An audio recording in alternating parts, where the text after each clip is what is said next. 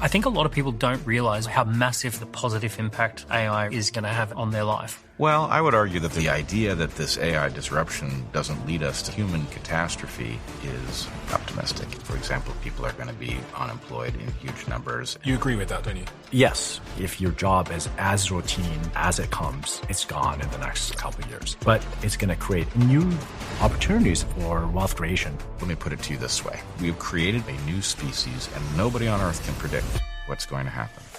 We are joined by three leading voices to debate the most disruptive shift in human history, the rise of AI. And they're answering the questions you're most scared about. This technology is going to get so much more powerful. And yes, we're going to go through a period of disruption, but at the other end, we're going to create a fairer world. It's enabling people to run their businesses, make a lot of money. And you can solve meaningful problems such as the breakthroughs in global healthcare and education will be phenomenal. And you can live an incredibly fulfilling existence. Well, I would just say on that front, this has always been the fantasy of technologists, to do marvelous things with our spare time, but we end up doom scrolling. Loneliness epidemic. Right, falling birth rates. So the potential for good here is infinite, and the potential for bad is 10 times. For example, there's war, undetectable deepfakes, and scams, so people don't understand how many different ways they are going to be robbed. Look, I don't think blaming technology for all of it is the right thing. All these issues, they're already here. We're all fathers here. So what are you saying to your children? Well, first of all, I find it incredibly fascinating that when we look at the back end of Spotify and Apple and our audio channels, the majority of people that watch this podcast haven't yet hit the follow button or the subscribe button, wherever you're listening to this. I would like to make a deal with you. If you could do me a huge favor and hit that subscribe button, I will work tirelessly from now until forever to make the show better and better and better and better. I can't tell you how much it helps when you hit that subscribe button. The show gets bigger, which means we can expand the production, bring in all the guests you want to see, and continue to doing this thing we love. If you could do me that small favor and hit the follow button wherever you're listening to this, that would mean the world to me. That is the only favor I will ever ask you. Thank you so much for your time.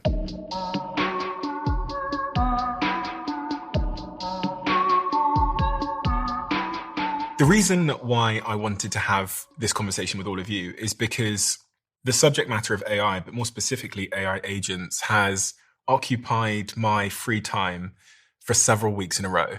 And actually, Amjad, when I started using Replit, for me, it was a paradigm shift. Mm-hmm. There was two paradigm shifts in a row that happened about a week apart. ChatGPT released their image generation model where you could create any image and it was incredibly detailed with text and all those things. That was a huge paradigm shift.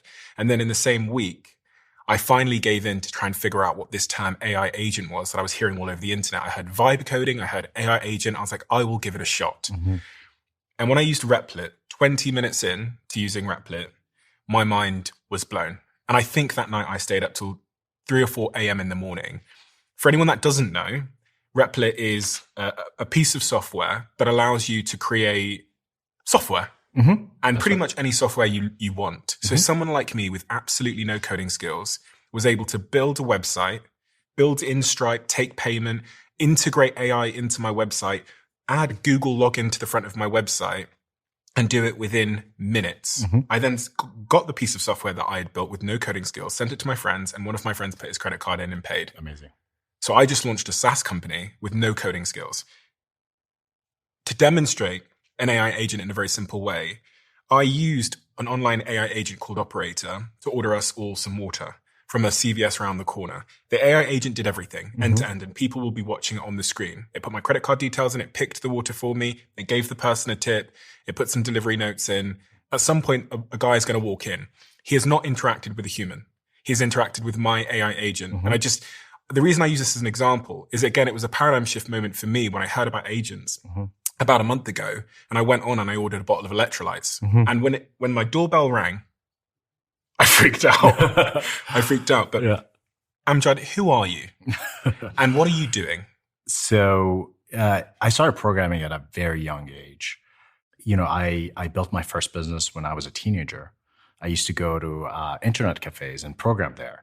And I realized that they don't have software to manage the business. I was like, oh, why didn't you create accounts? Why don't you have a server?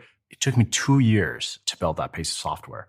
And that sort of embedded in my mind this idea that, hey, like, you know, there's a lot of people in the world with really amazing ideas, especially in the context where they live in, that allows them to build businesses. However, the main source of friction between an idea and software, or call it an idea and wealth creation, is infrastructure, is physical infrastructure, is meaning a computer in front of you. It is an internet connection. It is the set of tools and skills that you need to build that. If we make it so that anyone who has ideas, who wants to solve problems, will be able to do it. I mean, imagine the kind of world that we could live in, where no one can be, anyone who has merit, anyone who can think clearly, anyone who can generate a lot of ideas can generate wealth. I mean, that's an amazing world to live in, right? Anywhere in the world. So with Replit, the company that I started in 2016, the idea was like, okay, coding is difficult. How do we solve coding? And we built every part of the process, the hosting, the code editor. The only missing thing was the AI agent. And so over the past 2 years, we've been working on this AI agent that you can just, similar, since ChatGPT, this revolution with Gen AI, and you can just speak your ideas into existence. I mean, this starts, sounding religious. Like this is like the gods, that the myths that humans have created. They used to imagine a world where you can be everywhere and anywhere at once. That's sort of the internet, and you can also speak your ideas into existence. And it's still early. I think Replit Agent is a fantastic tool, and I think this technology is going to get so much more powerful. Specifically, what is an AI agent? Mm-hmm. I've got this graph actually here, which I don't need to pass to any of you to be able to see the growth of AI agents. But this graph is Google search trend data. This also resembles our revenue too. Oh, okay, right. The water has arrived. Hello. Thank you. You can come on in. Can I have the code, please? Yes, it's 3951. Great. Thank you so much. Thank you. Thank you. I mean, this is like a supernatural kind of power. You conjured water.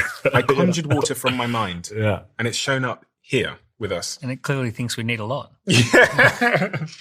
But just to define the term AI agent for someone that's never heard the term before. Yeah. Yeah. So I assume most of the audience now are familiar with ChatGPT, right? You can go in and you can talk to an AI. It can search the web for you. It has a limited amount of tools. Maybe it can call a calculator to do some addition, subtraction for you. But that's about it. It's a request response style. Agents are when you give it a request and they can work indefinitely until they achieve a goal or they run into an error and they need your help.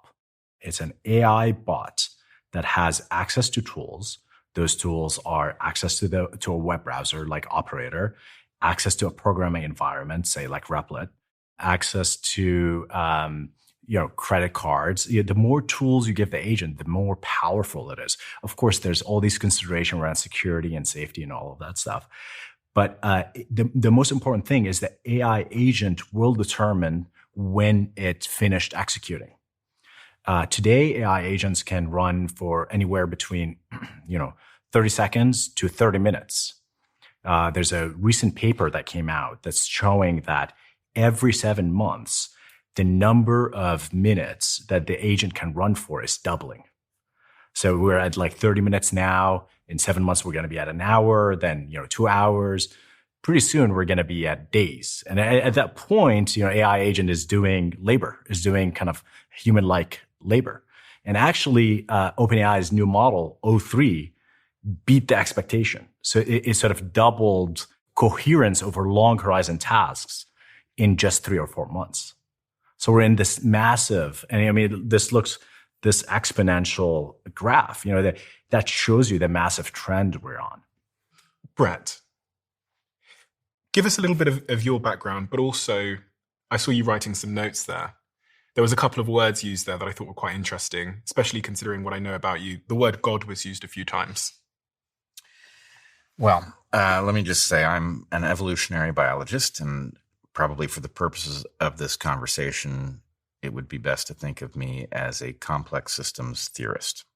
One of the things that I believe is true about AI is that this is the first time that we have built machines that have crossed the threshold from the highly complicated into the truly complex. And I will say I'm listening to this conversation with a mixture of profound hope and dread, because it seems to me that it is obvious that the potential good that can come from this technology is effectively infinite. But I would say that the harm is probably 10 times. It's a bigger infinity. And the question of how we are going to get to a place where we can leverage the obvious power that is here to do good and dodge the worst harms, I have no idea. I know we're not prepared.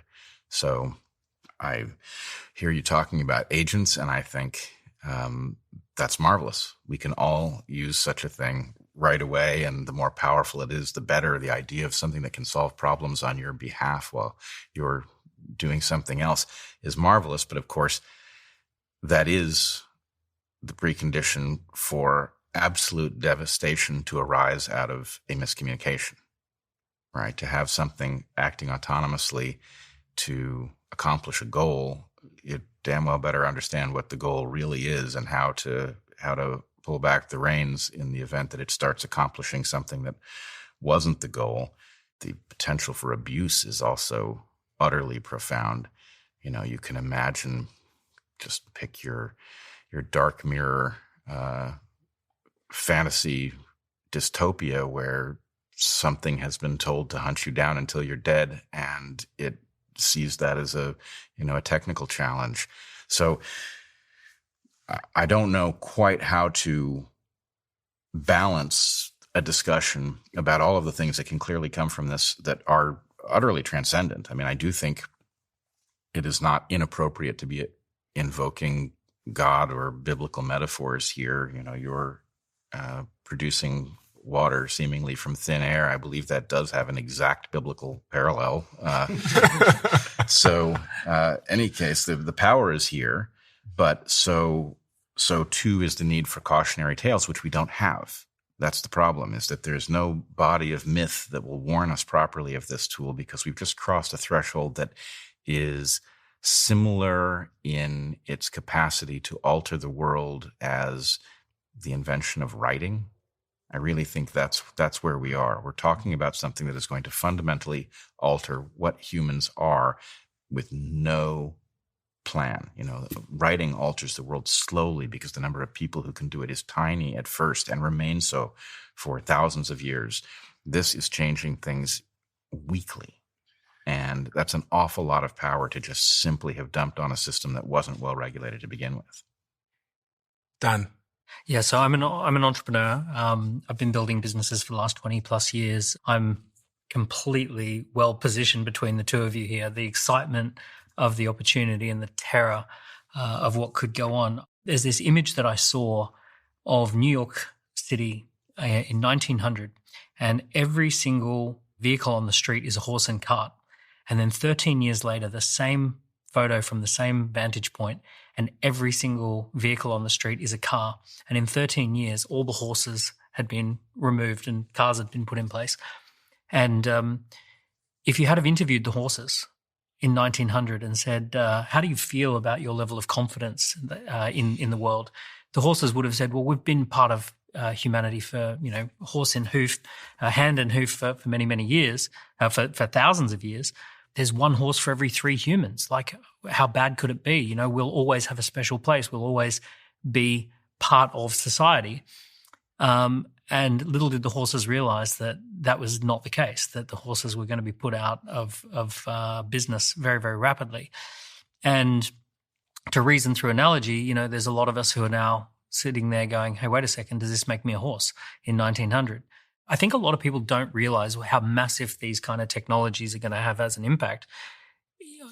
1 minute we're ordering water and that's cute, and the next minute it can run for days, and in your words, it doesn't stop until it achieves its goal, and it comes up with as many different ways as it could possibly come up with to achieve its goal. And in your words, it better know what that goal is. I'm thinking a lot, Amjad, as Daniel's speaking about the vast application of AI agents, and where are the bounds? Because if this thing is going to get incrementally smarter, well, incrementally might be an understatement, it's going to get incredibly smart incredibly quick. And we're seeing this AI race where all of these large language models are competing for intelligence with one another. And if it's able to traverse the internet and click things and order things and write things and create things, and all of our lives run off the internet today, what can't it do? It's going to be smarter than me. No doubt. It already is. And it's going to be able to take actions across the internet, which is pretty much where most of my professional life operates. It's like how I build my businesses. Even this podcast is an internet product at the end of the day, because you can create, we've done experiments now, and I can show you the graphs on my phone to make AI podcasts. And we've just managed to get it to have the same retention as the Diary of a CEO. Now with the image generation model. Retention as in viewer retention? The percentage of people that get to 1 hour. Wow. Is the same now. So we can make the video, we can publish it, we can script it, you can synthesize my voice. Sounds like me. So what is it going to be able to do? And can you give me the variety of use cases that the average person might not have intuitively conceived? Yeah. So I tend to be an optimist, and part of the reason is because I try to understand the limits of the technology. What can it do is anything that we can, any sort of set of human data that we can train it on. What can it not do is anything that humans don't know what to do because we don't have the training data. Of course, it's super smart because it integrates massive amount of knowledge that you wouldn't be able to read, right? It's also much faster. It can run through massive amount of computation that your brain can't even comprehend. Because of all of that, they're smart. They can take actions. But we know the limits of what they can do because we train them. They're able to simulate what a human can do. So the reason you were able to order the water there is because it was trained on SF data. That includes clicking on DoorDash and ordering water. I applaud your optimism, and I like the way you think about these puzzles, but I think I see you making a mistake that we are about to discover is very commonplace. So we have several different categories of systems. We have simple systems, we have complicated systems, we have complex systems, and then we have complex adaptive systems. And to most of us, a highly complicated system appears like a complex system. We don't understand the distinction. Technologists often master highly complicated systems, and they know, for example, a computer. It's a perfectly predictable system inside. It's deterministic. But to most of us, it functions, it is mysterious enough that it feels like a complex system.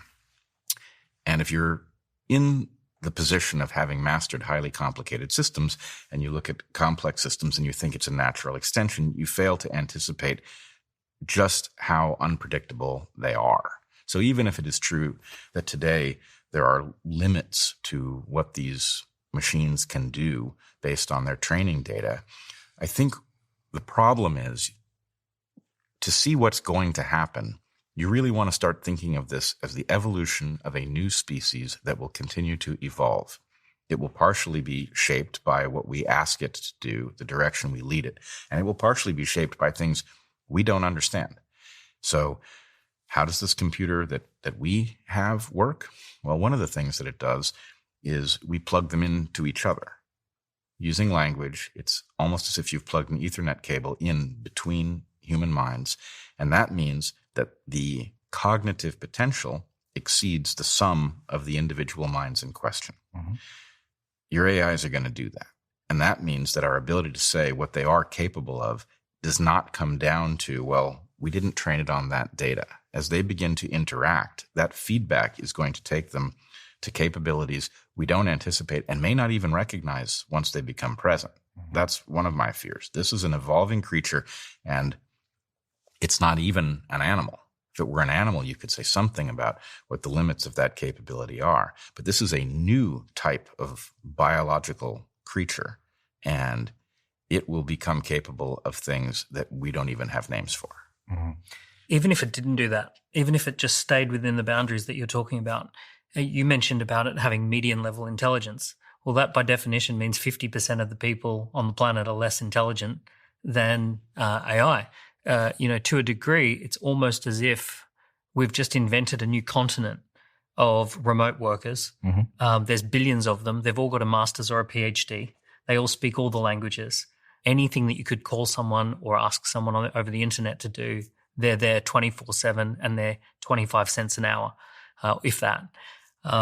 So like, if that really happened, like if we really did just discover that there were 1 billion extra people on the planet who all had PhDs and were happy to work for almost free, that would have a massive disruptive impact on society. Like society would have to rethink how everyone lives and works and gets meaning.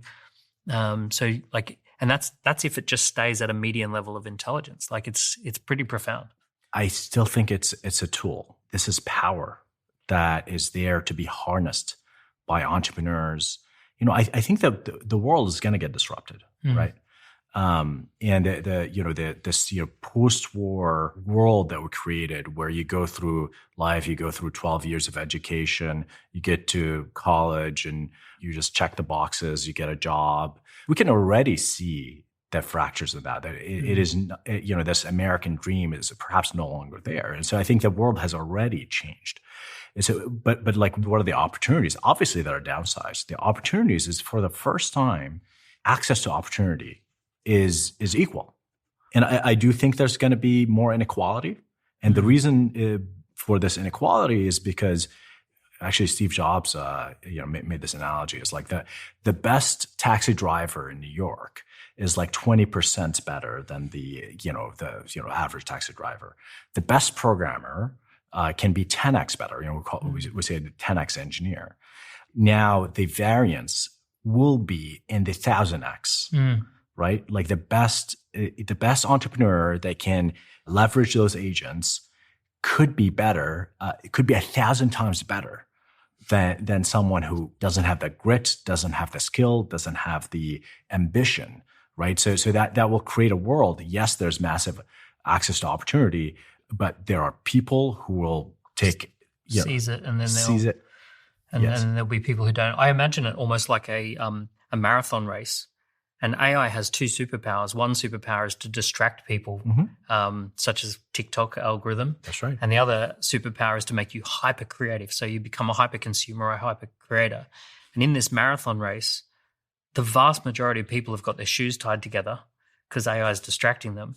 Some people are running traditional race. Some people have got a bicycle, and some people have got a Formula One vehicle. And it's going to be very confronting when the results go on the scoreboard and you see, oh, wait a second, there's a few people who finished this marathon in about 30 minutes, and there's a lot of us who finished in like 18 hours because we had our shoes tied together. And I can't understand, if we've got equal opportunity, why there's so much disparity between how fast it, I'm using an analogy, but this idea that, someone, like a lot of people are going to start earning $1 million a month. And a lot of people are going to say, hey, I can't even get a job for $15 an hour. There's going to be this kind of interesting wedge. Well, but I hear in what both of you are saying a kind of assumption that this will all be done on the up and up. And I do want to I am not a doomer. I agree that the doomers are likely incorrect, that their fears are misplaced. But I do think we have a question of a related rates problem. I said the potential for good here is infinite and the potential for bad is 10 times, right? What I mean is there are lots of ways in which this obviously empowers people to do things that they were going to be otherwise stuck in the mundane process of learning to code and then figuring out how to make the code work and bring it to market and all of that. And this solves a lot of those problems. And that's obviously a good thing. Really, what we should want is the wealth creation object as quickly as we can get there. But the problem is, as much as that hyper creative individual is empowered to make wealth, the person who is interested in stealing may be even more empowered. And I'm concerned about that at a pretty high level. The abuse cases may outnumber the use cases, and we don't have a plan for what to do about that. Can I give you a quick introduction here, like the optimistic view? OpenAI invented the first version of GPT came out in 2019. 2020 was GPT-2. And so OpenAI, now they get a lot of criticism and lawsuit from Elon Musk that they're no longer open source, right? They used to be. The reason is in GPT-2, they said, we are no longer going to open source this technology because it's going to create opportunities for abuse, such as, influencing elections, stealing, grandma's credit card and so on and so forth. Wouldn't you say, Bret, that it is kind of surprising how little abuse we've seen so far? I don't know how much abuse we've seen so far. I don't know how any of us do. And I also, even the example that you suggest, where ChatGPT is no longer open source to prevent abuse, I'm taking their word for it that that's the motivation. Where as a systems theorist, I would say, well, if you had a technology that was excellent at enhancing your capacity to wield power, then open sourcing it is a failure to capitalize on that, and that the most remunerative use is to keep it private and then either sell the ability to manipulate elections to people who want to do so, or sell the ability to have it kept off the table for people who don't. And I would expect that that's probably what's going on. If you have a technology as transformative as this, giving it away for free is counterintuitive, which leaves those of us in the public more or less at the mercy of the people who have it. So I don't see the reason for comfort. We are at the dawn of this radical transformation of humans that by its very nature as a truly complex and emergent innovation, nobody on earth can predict what's going to happen. We're on the event horizon of something. And the problem is, we can talk about the obvious disruptions, the job disruption, and that's going to be massive. And does that lead some group of elites to decide, oh, well, suddenly we have a lot of useless eaters, and what are we going to do about that? Because that conversation tends to lead somewhere very dark very quickly. But I think that's just the beginning of the various ways in which this could go wrong without the doomer scenarios coming into play. This is an uncontrolled experiment in which all of humanity is downstream. Yeah, so I was trying to make the point that OpenAI has been sort of wrong about the sort of how big of a potential for harm it is. Like, I think we would have heard about it in the news, like the sort of how much harm it's done. And maybe, some of it is working in the shadows, but like the few incidents that we've heard about where, the cause of LLMs, large language models, the technology that's powering ChatGPT, has been huge headliners. Like New York Times talked about this kid that was, perhaps goaded by some kind of chat software that, helps teenagers to be less lonely into suicide, which is tragic. And obviously, these are the kind of safety and abuse issues that we want to worry about. But these are kind of these isolated incidents. And we do have open source large language models. Obviously, the thing that everyone talks about is DeepSeek. DeepSeek is coming from China. So what is DeepSeek's incentive? Perhaps the incentive is to destroy the AI industry in the US. When they released DeepSeek, the market tanked. The market for NVIDIA, the market for AI, and all of that. But there is an incentive to open source. Meta is open sourcing Llama. Llama is another AI similar to ChatGPT.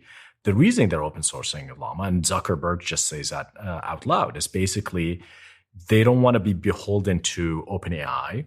They don't sell AI as a service. They use it to build products. And there's this concept in business called commoditize your complement. Because you need AI as a technology to run your service, the best strategy to do is to open source it. So these market forces are going to create conditions that I think are actually beneficial. So I'll give you a few examples. One is, first of all, the AI companies are motivated to create AI that is safe so that they can sell it. Second, there are security companies investing in AIs that allows them to protect from the sort of malicious acting of AI. And so you have the free market, and we've always had that, But generally, as humanity, we've been able to leverage the same technology to protect against the abuse. So I don't really understand this. And maybe this is the exact discussion that you would expect between somebody at the frontier of the highly complicated, staring at a complex system, and a biologist who comes from the land of the complex and is looking back at highly complicated systems. In game theory, we have something called a collective action problem. Mm-hmm. And in the market that you're describing, an individual company has no capacity to hold back the abuses of AI. The most you can do is not participate in them. You can't stop other people from programming LLMs in some dangerous way. And you can limit your own ability to earn based on your own limitations of what you're willing to do. And then effectively what happens is the technology gets invented anyway. It's just that the dollars end up in somebody else's pocket. So the incentive is not to restrain yourself so that you can at least compete and participate in the market that's going to be opened. And so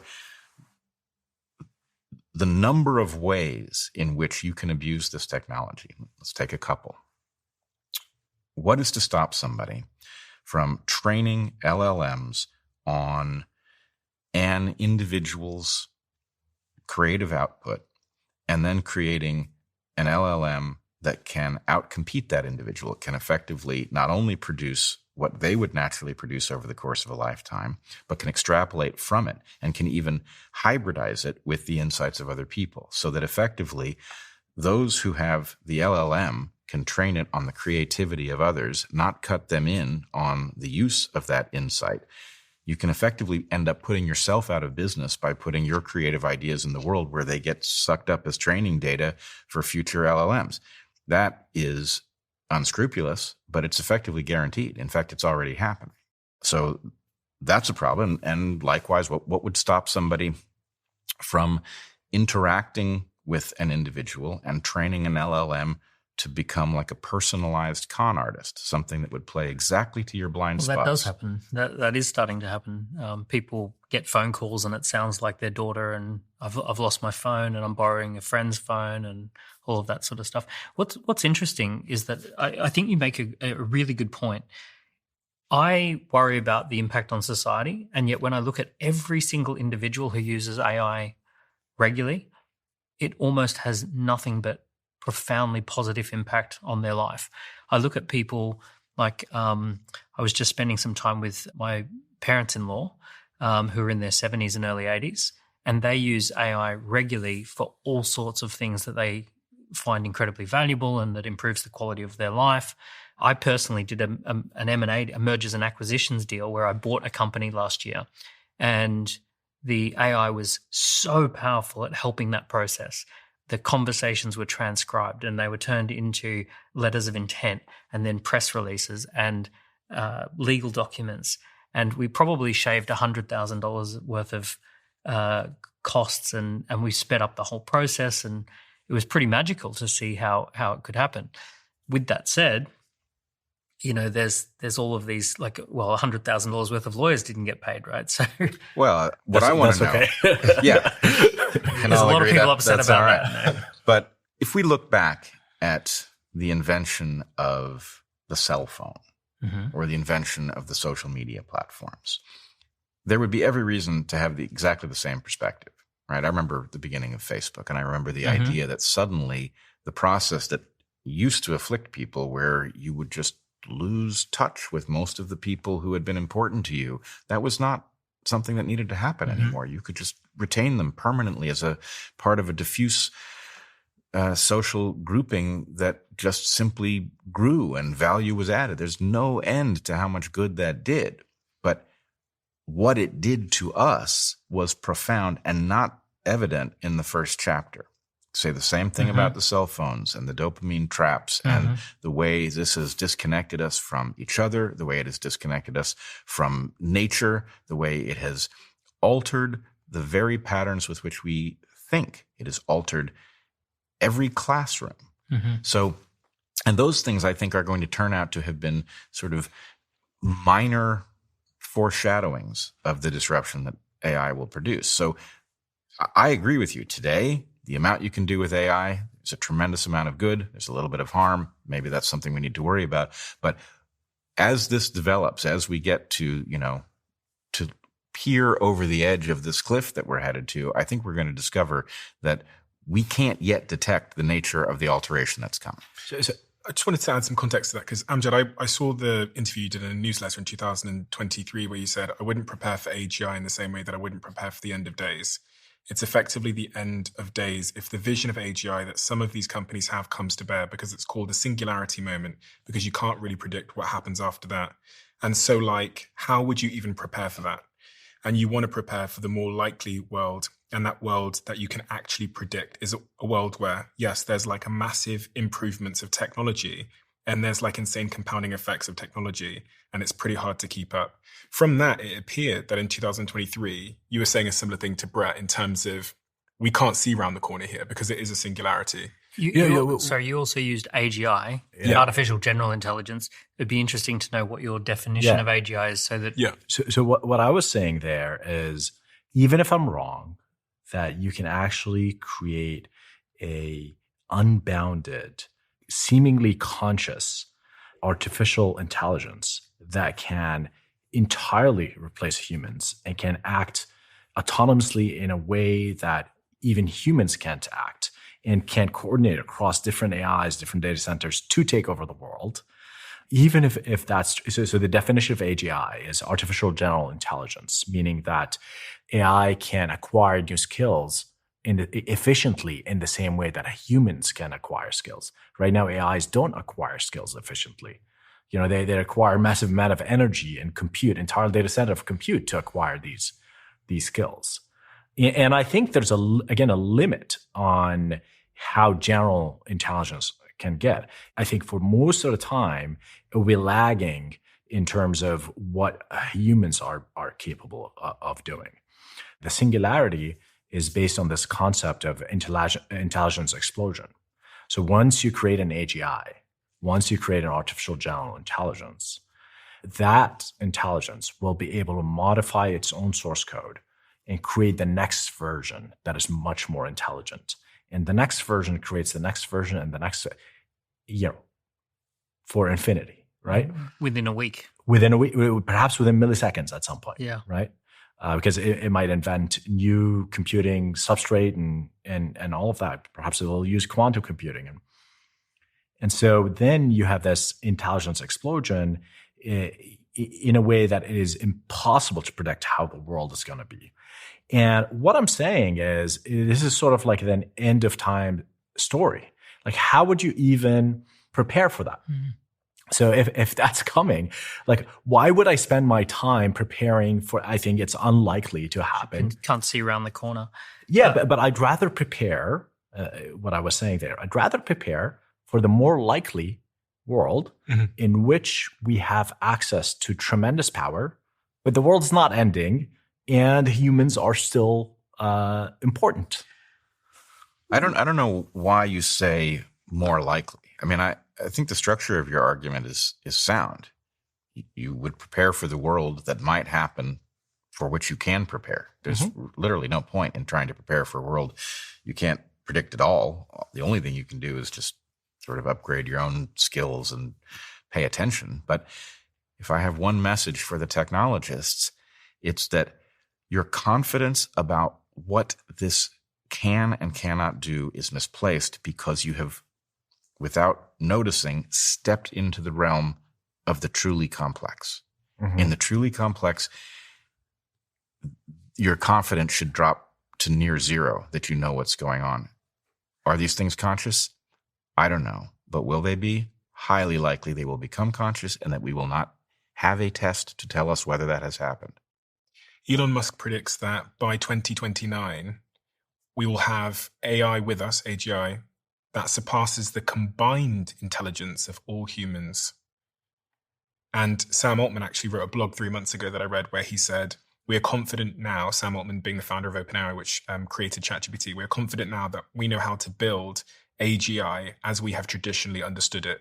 When I put these things together, I go back to the central question of what role do humans have in the sort of professional output in GDP creation, if it's smarter than all humans combined, if Elon Musk is correct there, and it's able to take actions across the internet and continue to learn. This is like a central question that I'm hoping I can answer today, which is like, where do we go? Yeah. I mean, in my vision of the world, we're in the creative seat. We're sitting there where we are controlling swarms of intelligent being to do our job. You know, the way you run your business, for example, you're sitting at a computer, you have an hour to work, and you're going to launch like 1,000 SDR, sales, representative to go like grab as many leads as possible. And you're generating new update on Replit for your website here. And then on this side, you have an AI that's crunching data about your existing business to figure out how to improve it. And these AIs are kind of somehow all coordinating together. And I am trying to privilege the human. Like, this is my mission, is to build tools for people. I'm not building tools for agents, and agents are a tool. And so ultimately, not only do I think that humans have a privileged position in the world and in the universe, we don't know where consciousness is coming from. We don't really have the science to explain it. I think humans are special. That's one side, is my belief that humans are special in the world. And another side, which I understand that the technology today, and I think for the foreseeable future, is going to be a function of us training data.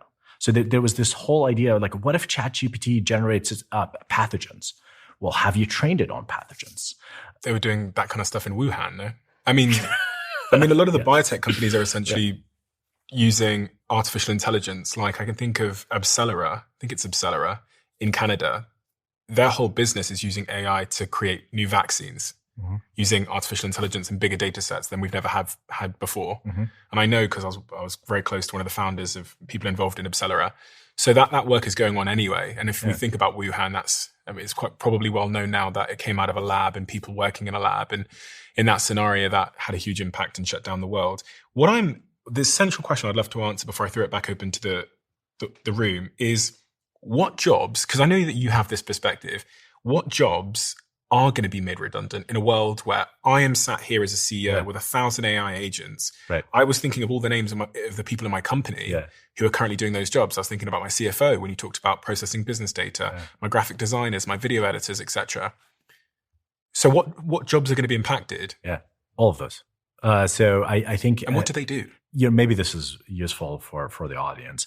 I think if your job is as routine as it comes, your job is gone in the next couple of years.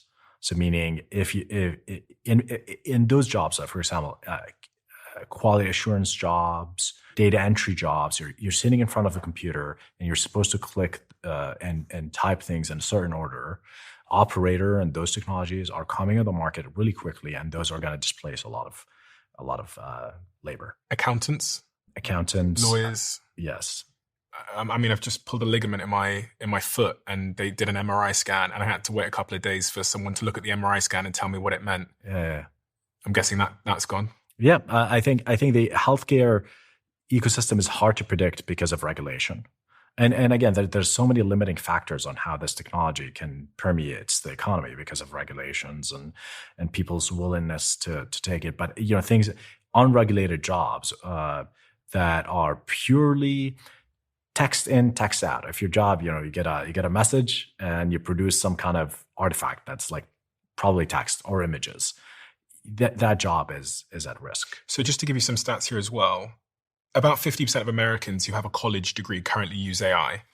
The stats are significantly lower for Americans without a college degree. So you can see how a splinter might emerge there, and that crack will widen because people like us at this table are all messing around with it. But my mum and dad in Plymouth in the southwest of rural England haven't got, they just figured out iPhones. So I got them an iPhone, and now they're texting me back. AI is a million miles away. And if I start running off with my AGI and my agents, that gap is going to widen. Women are disproportionately affected by automation, which is what you were talking about there, with about 80% of working women in an at-risk job compared to just over 50% of men, according to the Harvard Business Review. And jobs requiring only a high school diploma have an automation risk of 80%, while those requiring a bachelor's degree have an automation risk of just 20%. So we can see again how this will cause a sort of it's also a huge risk with business process outsourcing, which is essentially Western countries sending jobs to India, to the Philippines. Like at the moment, millions of people have been lifted out of poverty through the ability to do those kind of business process outsourcing jobs, and those are all going to go. But they're going to have 1,000 employees. But also, these people are actually already transitioning to training AIs. Mm-hmm. You know, so there's going to be a massive industry around training AIs until they're trained. Well, no, you have to continuously acquire new skills, and this is what I'm talking about. Yeah. I mean, this is again, if AI is a function of its data, then you need increasingly more data. And by the way, we ran out of internet data. I was actually thinking, interestingly, that this might not be great for the United States or the UK, the Western world, because it is going to be a leveler. Yeah. Where now a kid in India doesn't need a Silicon Valley office and $7 million in investment to throw up a software company, basically. My belief is that, so I have a more broad definition of AGI and the singularity. And for me, AGI is, do we have artificial general intelligence in terms of, generally speaking, can AI just do stuff that humans used to be able to do? And we've already crossed that point. We have this general intelligence that we can now all access. And 800 million people a week are now using ChatGPT. It's exploded in the last 3 months. And then to me, a singularity, when the first tractor went out onto a farm, for me, that was a singularity moment because everyone who worked in farming, it used to take 100 people to plow a field. And now a tractor comes along and 2 guys with the tractor can now plow the field in just as much time. And now 98 people out of 100 are completely out of a job. We also always underestimate a technology if it does go on to change history. When you look back through cars, horses, planes, the Wright brothers just thought of a plane as being something that the army could use. They had no idea of the application. So someone said to me recently, they said, when it does change the world, we underestimate the impact that it will change the world. And I see people now with their estimations of AI and AI agents already incredibly optimistic. And so if history holds here, we are undershooting the impact it's going to have. And I think this is the first time in my life where the Industrial Revolution analogies seem to fall a little bit short. Yeah. Because we've never seen intelligent. That's like, I could think of this as I'm not an intelligent person on this, but I could see that as like the disruption of muscles. Whereas this is the disruption of intelligence. That's exactly the thing, is that what makes human beings special is our cognitive capacity and very specifically our ability to plug our minds into each other so that the sum is or the whole is greater than the sum of the parts. That's what makes human cognition special.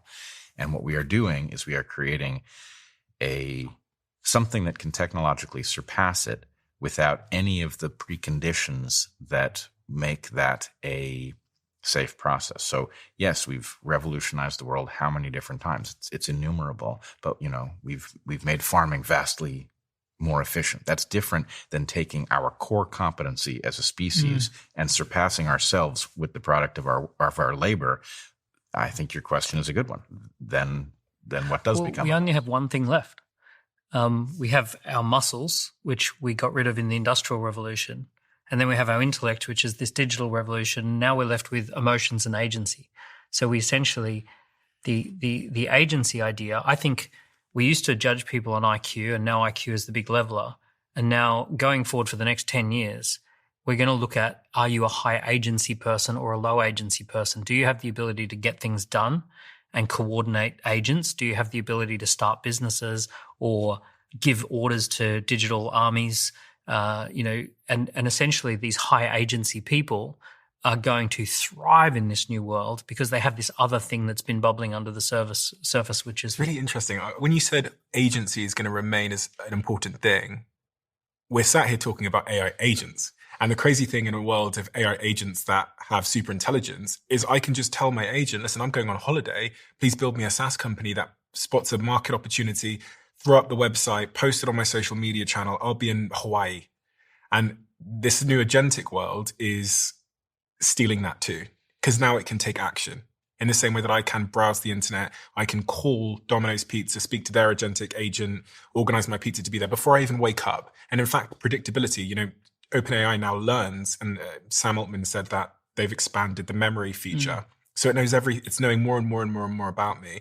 It'll almost be able to predict what I want when I want it. It'll know Steve's calendar. He's arriving at the studio, make sure his cadence is on the side, make sure his iPad has the brief on it, do the brief, do the research for me, and everything else. So it'll remember Bret's birthday. So when I arrive, there'll be something.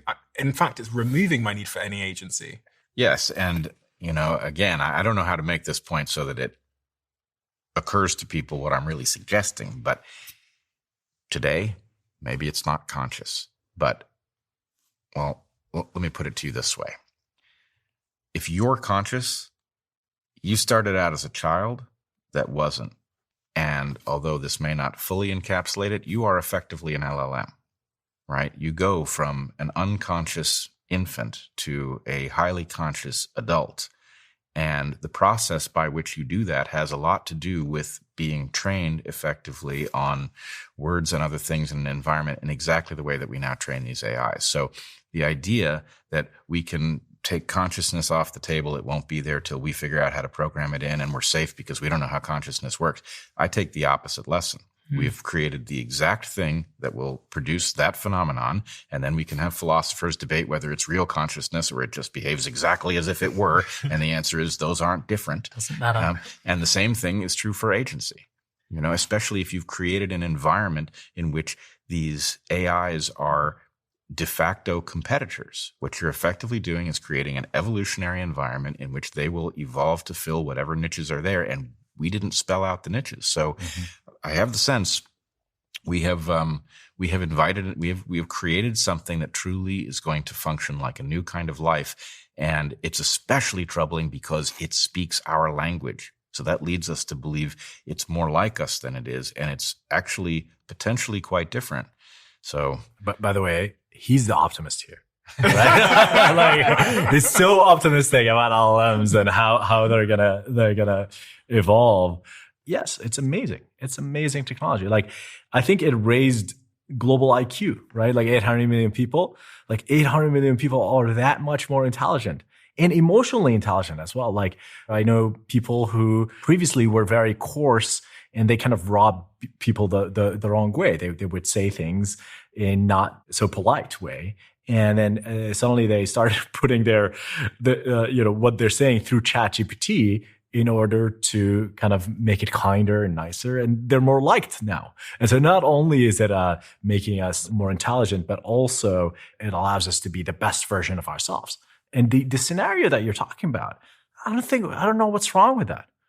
Like, I would want less agency in certain places. Mm-hmm. Like, I would want something to help me not, open up a peanut butter jar at night. Right? There are places in my life where I need more control and I would rather cede it to some kind of entity that could help me make better choices. I mean, unfortunately, even if there is some small group of elites that are able to go to Hawaii while something else does the mundane details of their business building, we are rather soon going to be faced with a world that has billions of people who do not have the skills to leverage AI. Some of them will be necessary for a time. You're going to need plumbers.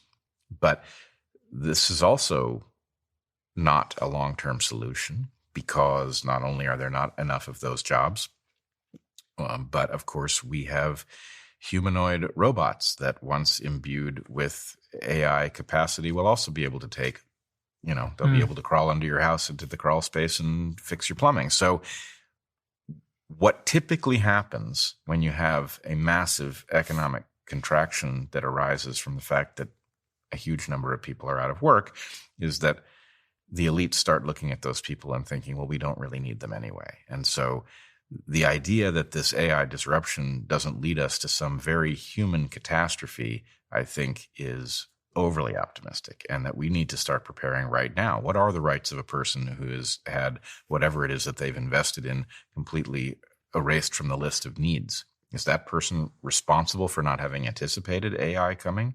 And is it their problem that they are now starving and they're being eyed by others as, a useless eater? I don't think so. How is it different than when the what's it called? The looming machine came and the textile workers, the result of in the Luddite sort of revolution. How is it different than any time in history when technology automated a lot of people out of jobs? I would say scale and speed. That's how it's different. And the scale and speed is going to result in an unprecedented catastrophe, because the rate at which people are going to be simultaneously sidelined, not just in one industry, but across every industry, is just simply and it also new. did actually happen. There was an for the first 50 years of industrialization, from like late 1700s to early 1800s, the Charles Dickens novels are essentially people coming from the farms who were displaced, arriving in cities, kids living on the streets. The British decided to pick everyone up and send them over to Australia, which is where I came from. There was this massive issue of displacement. I think we're going to go into a high velocity economy where, rather than this long arc of career that lasts 45 years, we're going to have these very fast careers that last 10 months to 36 months. And you invent something, you take it to market, you put together a team of 5 to 10 people who work together. You then get disrupted. Can I mention a story here? There's an entrepreneur that used Replit in a similar way. His name is Billy Howell. You can find him on YouTube, on the internet. He would go to Upwork and he would find what people are asking for, different requests for certain apps, technologies. Then he would take what they're asking for, put it into Replit, make it an application, call them, tell them, I already have your application. Would you pay $10,000 for it? And so that's sort of an arbitrage opportunity that's there right now. That's not arbitrage. That's theft. What is it? How is it theft? You have somebody who has an idea that can be brought to market, and somebody else is cryptically detecting it and then selling back their own idea to them. Well, they're paying them to do that. They're saying, I will give you $500 if someone makes this for me. Right, but this is what I more or less think is going to happen across the whole economy, is that, yes, from this perspective, we can see that everybody is suddenly empowered to build a great business. Well, what do we think about the folks who are going to be displaced from the top? What are they going to think about all these people building all of these highly competitive businesses? And are they going to find a way to do, what venture capital has done or what record producers have done? What they're going to do is they're going to take their superior position at the top, and they are going to take most of the wealth that is produced by all of these people who have these ideas that in a proper market would actually create businesses for them, and they're going to parasitize them. I think that with this introduction of AI and AI agents, old value has moved. And now it's not going to be the case that the idea itself is the moat. And it's not going to be the case that resources are the moat. So in such a scenario, you still have to figure out distribution. You still have to have, for example, like an audience. So if you're a podcaster now, you have 1 million followers on Twitter, you're in a prime position because you now have something that the great guy with a great idea with no audience has. You have inbuilt distribution. So I now think actually much of the game might be moving to still about taste and idea, but also the moat is distribution. Yeah, and speaking of adaptive systems, one of the adaptation that will happen is people will seek humans and will seek proof of humanity.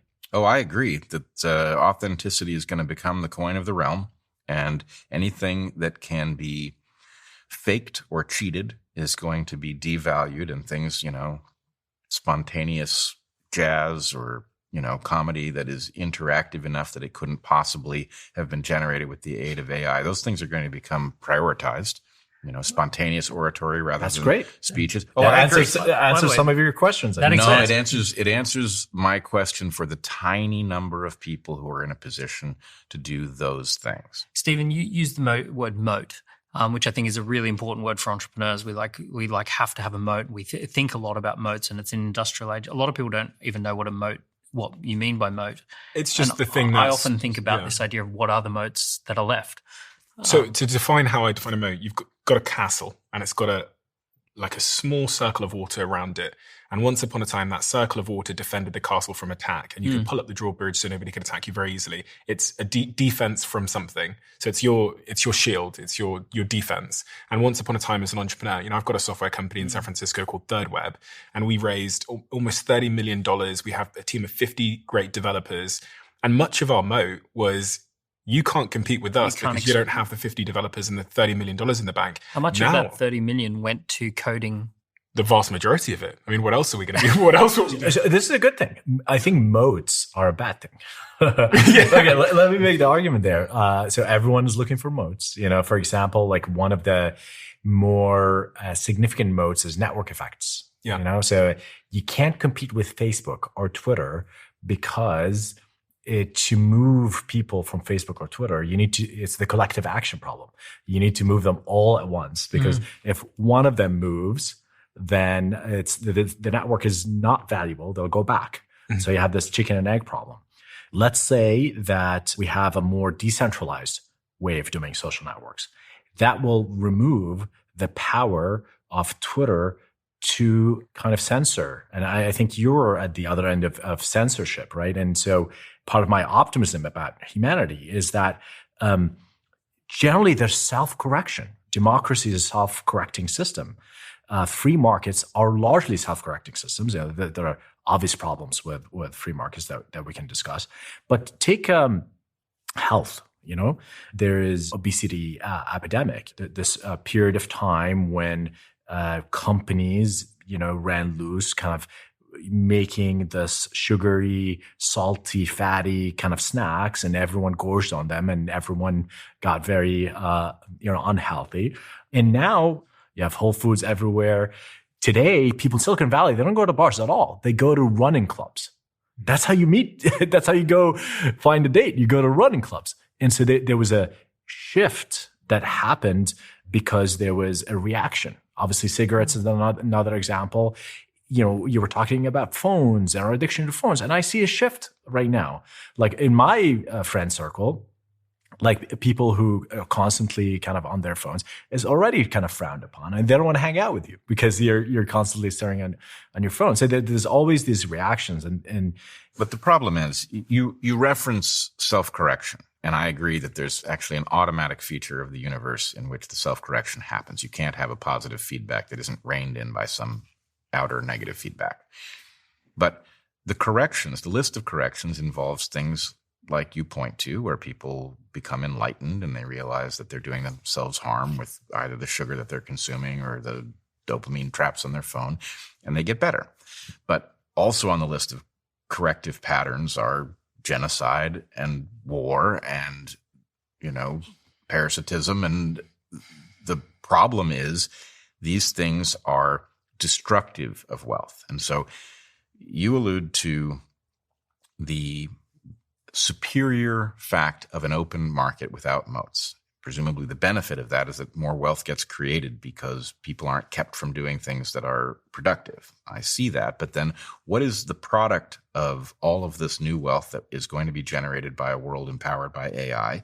Does it end up so highly concentrated that you have a tiny number of ultra elites and a huge number of people who are utterly dependent on them? What becomes of those people? The learning process, the self-correction process goes through harm in order to get to that more enlightened solution. There's nothing that protects us from the harm phase being so apocalyptically terrible that, we get to the other side of it and we say, well, that was a hell of a correction. Or maybe there's nobody there to even say that. Those are also on the table. It reminds me of a mousetrap where you see the cheese and we're going, oh my God, my grandmother's going to be able to do some research. And oh my God, my life's going to get easier. So you head closer and closer to the cheese. And snap. Historically, if we look at all of the last 10,000 years, it's a very small number of elites who own absolutely everything and a very large number of serfs and peasants who have a subsistence living. If the elites are too greedy and they freeze out the peasants at too high a level and they try to use brutality pitchforks. Eventually it comes back to haunt them. And so what you get is a recognition that you need a system that does balance these things.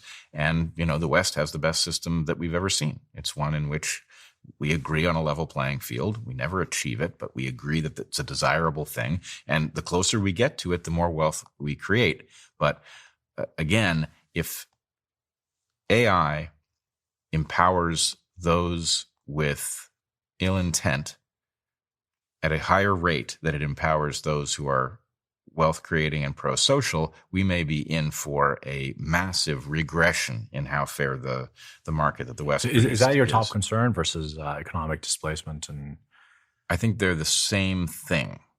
How are they the same thing? Because the economic displacement is going to start. I don't know how many million people are going to be displaced from their jobs in the U.S. Suddenly we're going to have a question about whether or not we have obligations to them. You agree with that, don't you?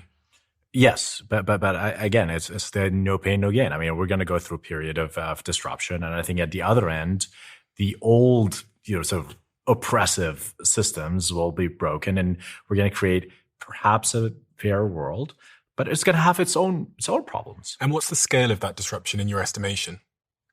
It's hard to say because there's this concept of limiting factors. Like, there is regulation.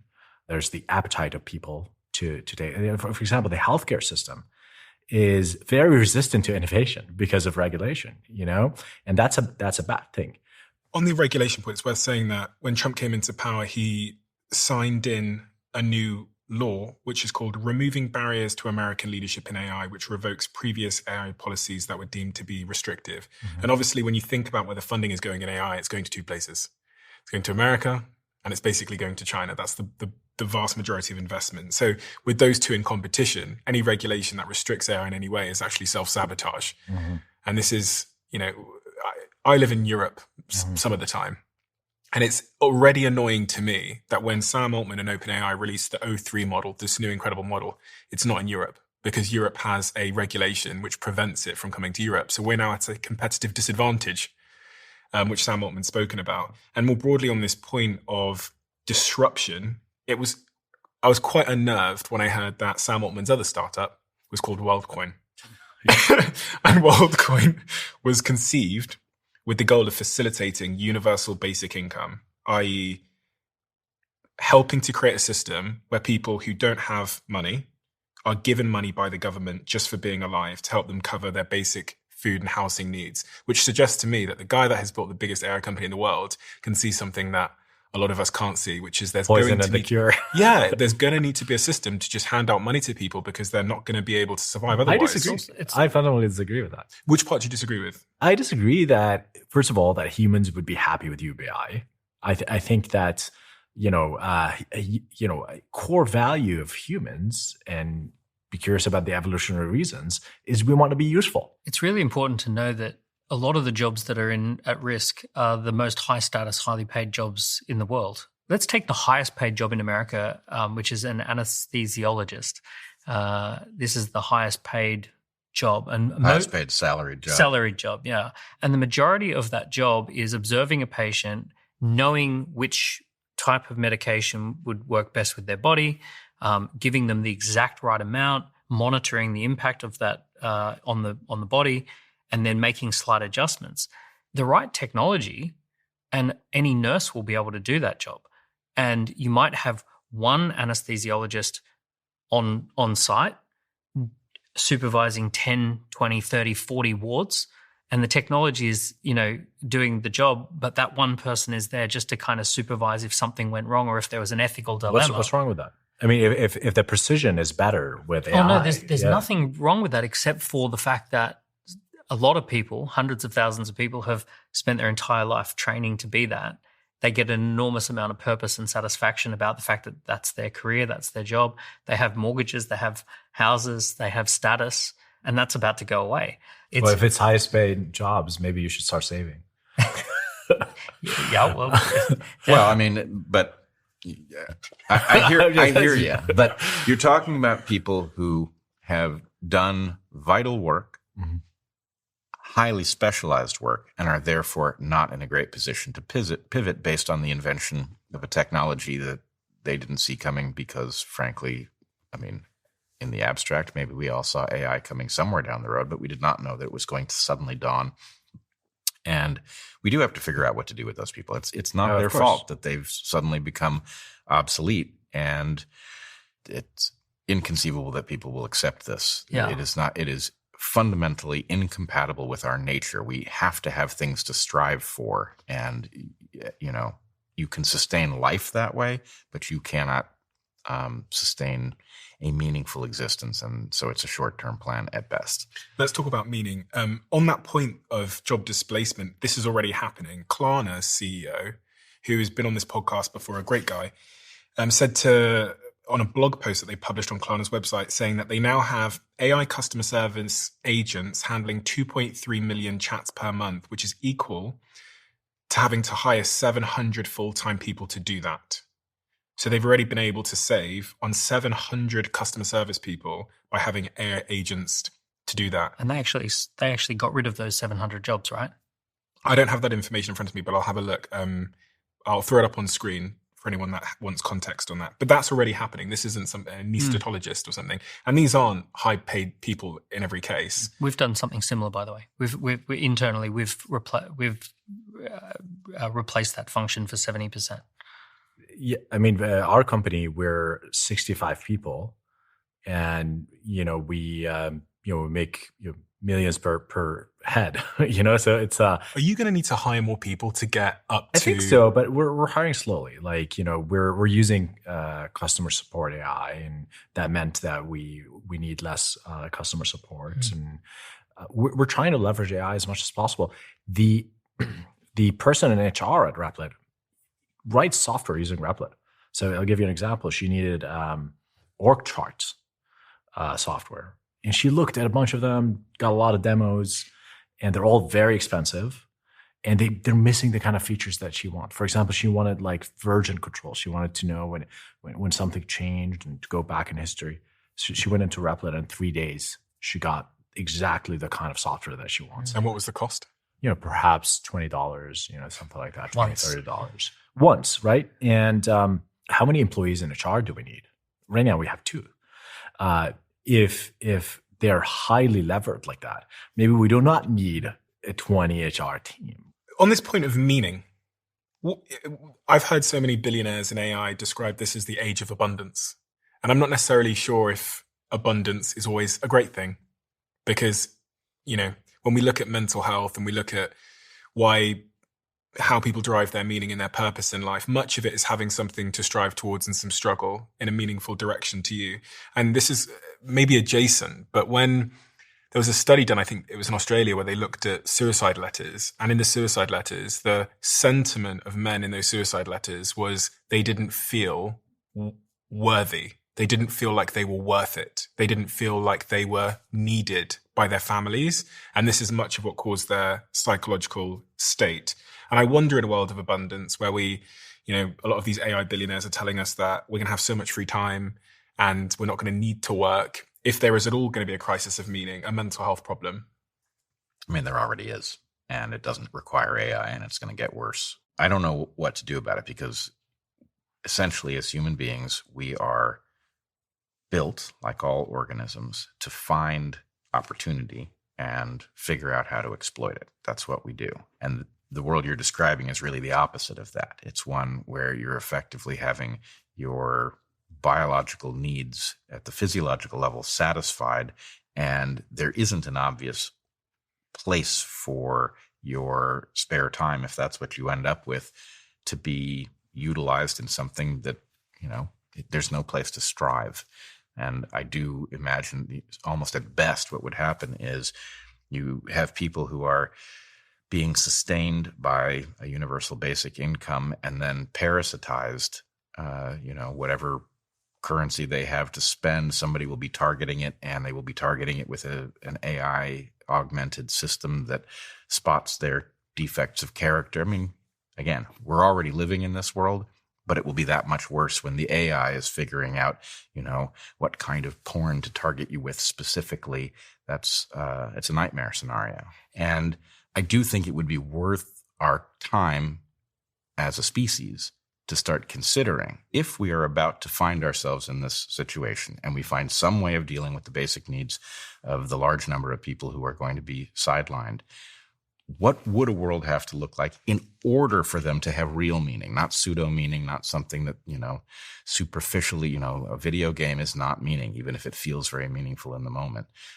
I think that would be a worthy investment for us to figure out how to produce it. But frankly, I'm not expecting us to either have that conversation or get very far down that road. I think it's much more likely that we will squander the wealth dividend that will be produced by AI. Interestingly, you also see in Western countries that when we get more abundance, we start having less kids. And we're already seeing this sort of population decline in the Western world, which was kind of scary. And I think it's often associated with affluence. The more money someone makes, the less likely they are to want to have children, the more they try and protect their freedoms. But also on this point of AI, relationships are hard. My girlfriend is happy sometimes and not happy other times. And I have to go through that struggle with her of working on the relationship. Children are hard. And if we are optimizing ourselves, and much of the reason that I sustain the struggle with my girlfriend is, I'm sure, from some evolutionary reason, because I want to reproduce and I want to have kin. But if I didn't have to deal with the struggle that comes with human relationships, romantic or platonic, there's going to be a proportion of people that actually choose that outcome. And I wonder what's going to happen to birth rates in such a scenario, because we're already struggling. We're already in a situation where we used to be having 5 children per woman in the 1950s to about 2 in 2021. And we're seeing a decline. If you look at South Korea, their fertility rate has fallen to 0.72, the lowest recorded globally. And if this trend continues, the country's population could halve by 2100. So yeah, relationships, connections. And also, I guess we've got to overlay that with the loneliness epidemic, which is, they promised us social connection when social media came about. When we got Wi-Fi connections, the promise was that we would become more connected. But it's so clear that because we spend so long alone, isolated, having our needs met by Uber Eats drivers and social media and TikTok and the internet, that we're investing less in the very difficult thing of going and making a friend and going and finding a girlfriend. Young people are having sex less than ever before. Everything that is associated with the difficult job of making in real life connections seems to be falling away. I'll make the case that everything that we've discussed here, all the negative things around loneliness, around meaning, they're already here. And I don't think blaming technology for all of it is the right thing. I think there are a lot of things that happened because of existing human, impulses and motivations. Well, I wanted to go back to where you started, because I do think that this maybe is the fundamental question. Why is it that we are already living in a world that is not making us happy? And is that the responsibility of technology? And I don't think it's exactly technology. Human beings, among our gifts, are fundamentally technological, whether we're talking about quantum computing or flint knapping an arrowhead. What has happened to us that has created the growing, spreading, morphing dystopia is a process that Heather and I, in our book, A Hunter-Gatherer's Guide to the 21st Century, call hypernovelty. Hypernovelty is the fact of the rate of change outpacing our capacity to adapt to change. And we are already well past the threshold here, where the world that we are young in is not the world that we are adults in. And that mismatch is making us sick across multiple different domains. So the question that I ask is the change that you're talking about going to reduce the rate of change, in which case we could build a world that would start meeting human needs better, open opportunities for pursuing meaningful work? Or is it going to accelerate the rate of change, which is, in my opinion, guaranteed to make us worse off? So if it was a one-time shift, right, AI is going to dawn, it's going to open all sorts of new opportunities, there's going to be a tremendous amount of disruption, but from that we'll be able to build a world. Is that world going to be stable, or is it going to be just one event horizon after the next? If it's the latter, then it effectively says what it does to the humans, which is it's going to dismantle us. When I look out at society, I go, okay, it's having a negative impact. When I look at individual use cases, it's having a profoundly positive impact, including for me, it's having a very positive impact. So it's one of these things where I wonder, what is it that we need to teach people at school so that they understand the world that we're going into? Because one of the biggest issues that we're having is that we're sending kids to school with this blueprint, this template that they're going to have this long arc career that no longer exists, that essentially we're treating them like learning LLMs. And we're saying, okay, we're going to prompt you. You're going to give us the right answer. You're going to hallucinate it if possible. And, and then we go, okay, now go off into the world. And they go, oh, but wait a second. I don't know how money works. I don't know how society works. I don't know how my brain works. I don't know how I'm meant to handle this novelty problem. I'm not sure how to approach someone in a social situation and ask if they want to go on a date. So all the important things that actually are the important milestones that people want to be able to hit and that technology can actually have an impact on, we get no user manual. So I think one of the biggest things that has to happen is we have to equip young people all through school to actually prepare them for the world that's coming or the world that's here. Well, on the one hand, I think you outline the problem very well. Effectively, we have a model of what school is supposed to do that, at best was sort of a match for the 50s or something like that. And it woefully misses the mark with respect to preparing people for the world they actually face. If we were going to prepare them, I would argue that the only toolkit worth having at the moment is a highly general toolkit. Mm. The capacity to think on your feet and pivot as things change is the only game in town with respect to our ability to prepare you in advance. Maybe the other auxiliary component to that would be teaching you what we know, which is frankly not enough, about how to live a healthy life, right? If we could induce people into the kinds of habits of behavior and consumption of food and then train them to think on their feet, they might have a chance in the world that's coming. But the fly in the ointment is we don't have the teachers to do it.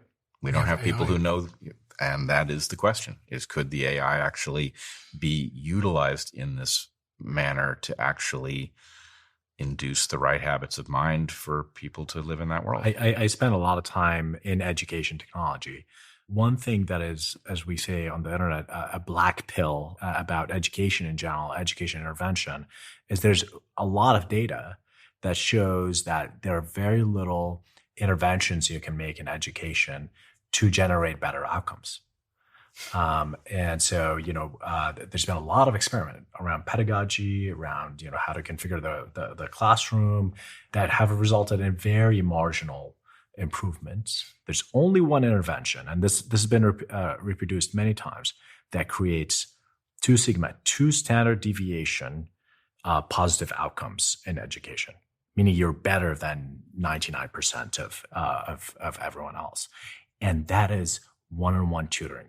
I thought so. Yeah, I was going to say smaller classrooms and personalization. One-on-one tutoring, yeah. And by the way, if you look, someone also did a survey of all the geniuses, the Einsteins of the world, and found that they all had one-on-one tutoring. They all had someone in their lives that took interest in them and tutored them. So what can create one-on-one tutoring opportunity for every child in the world? AI.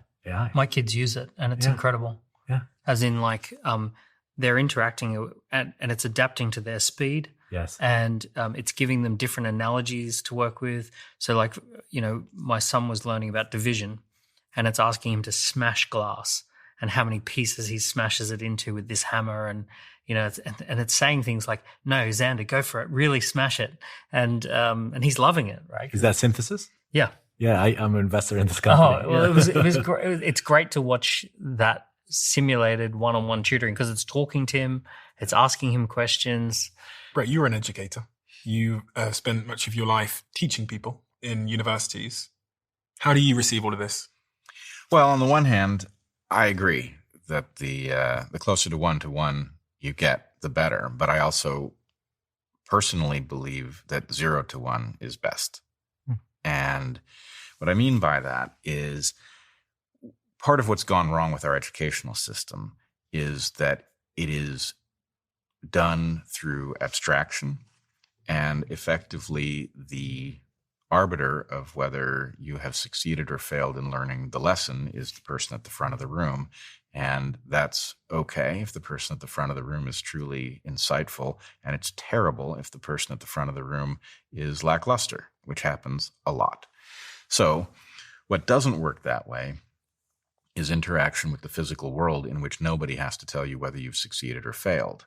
If you're faced with an engine that doesn't start, you can't argue it into starting. You have to figure out what the thing is that has caused it to fail. And then there's a great reward when you alter that thing and suddenly it fires up. So I'm a big fan of being as light-handed as possible and as concrete as possible in teaching. In other words, when I've done it, and not just with students, but with my own children, I like to say as little as possible, and I like to let physical systems tell the person when they've succeeded or failed, and that creates an understanding. You can extrapolate from one system to the next, and you know that you're not just extrapolating from one person's misunderstanding, you're extrapolating from the way things actually work.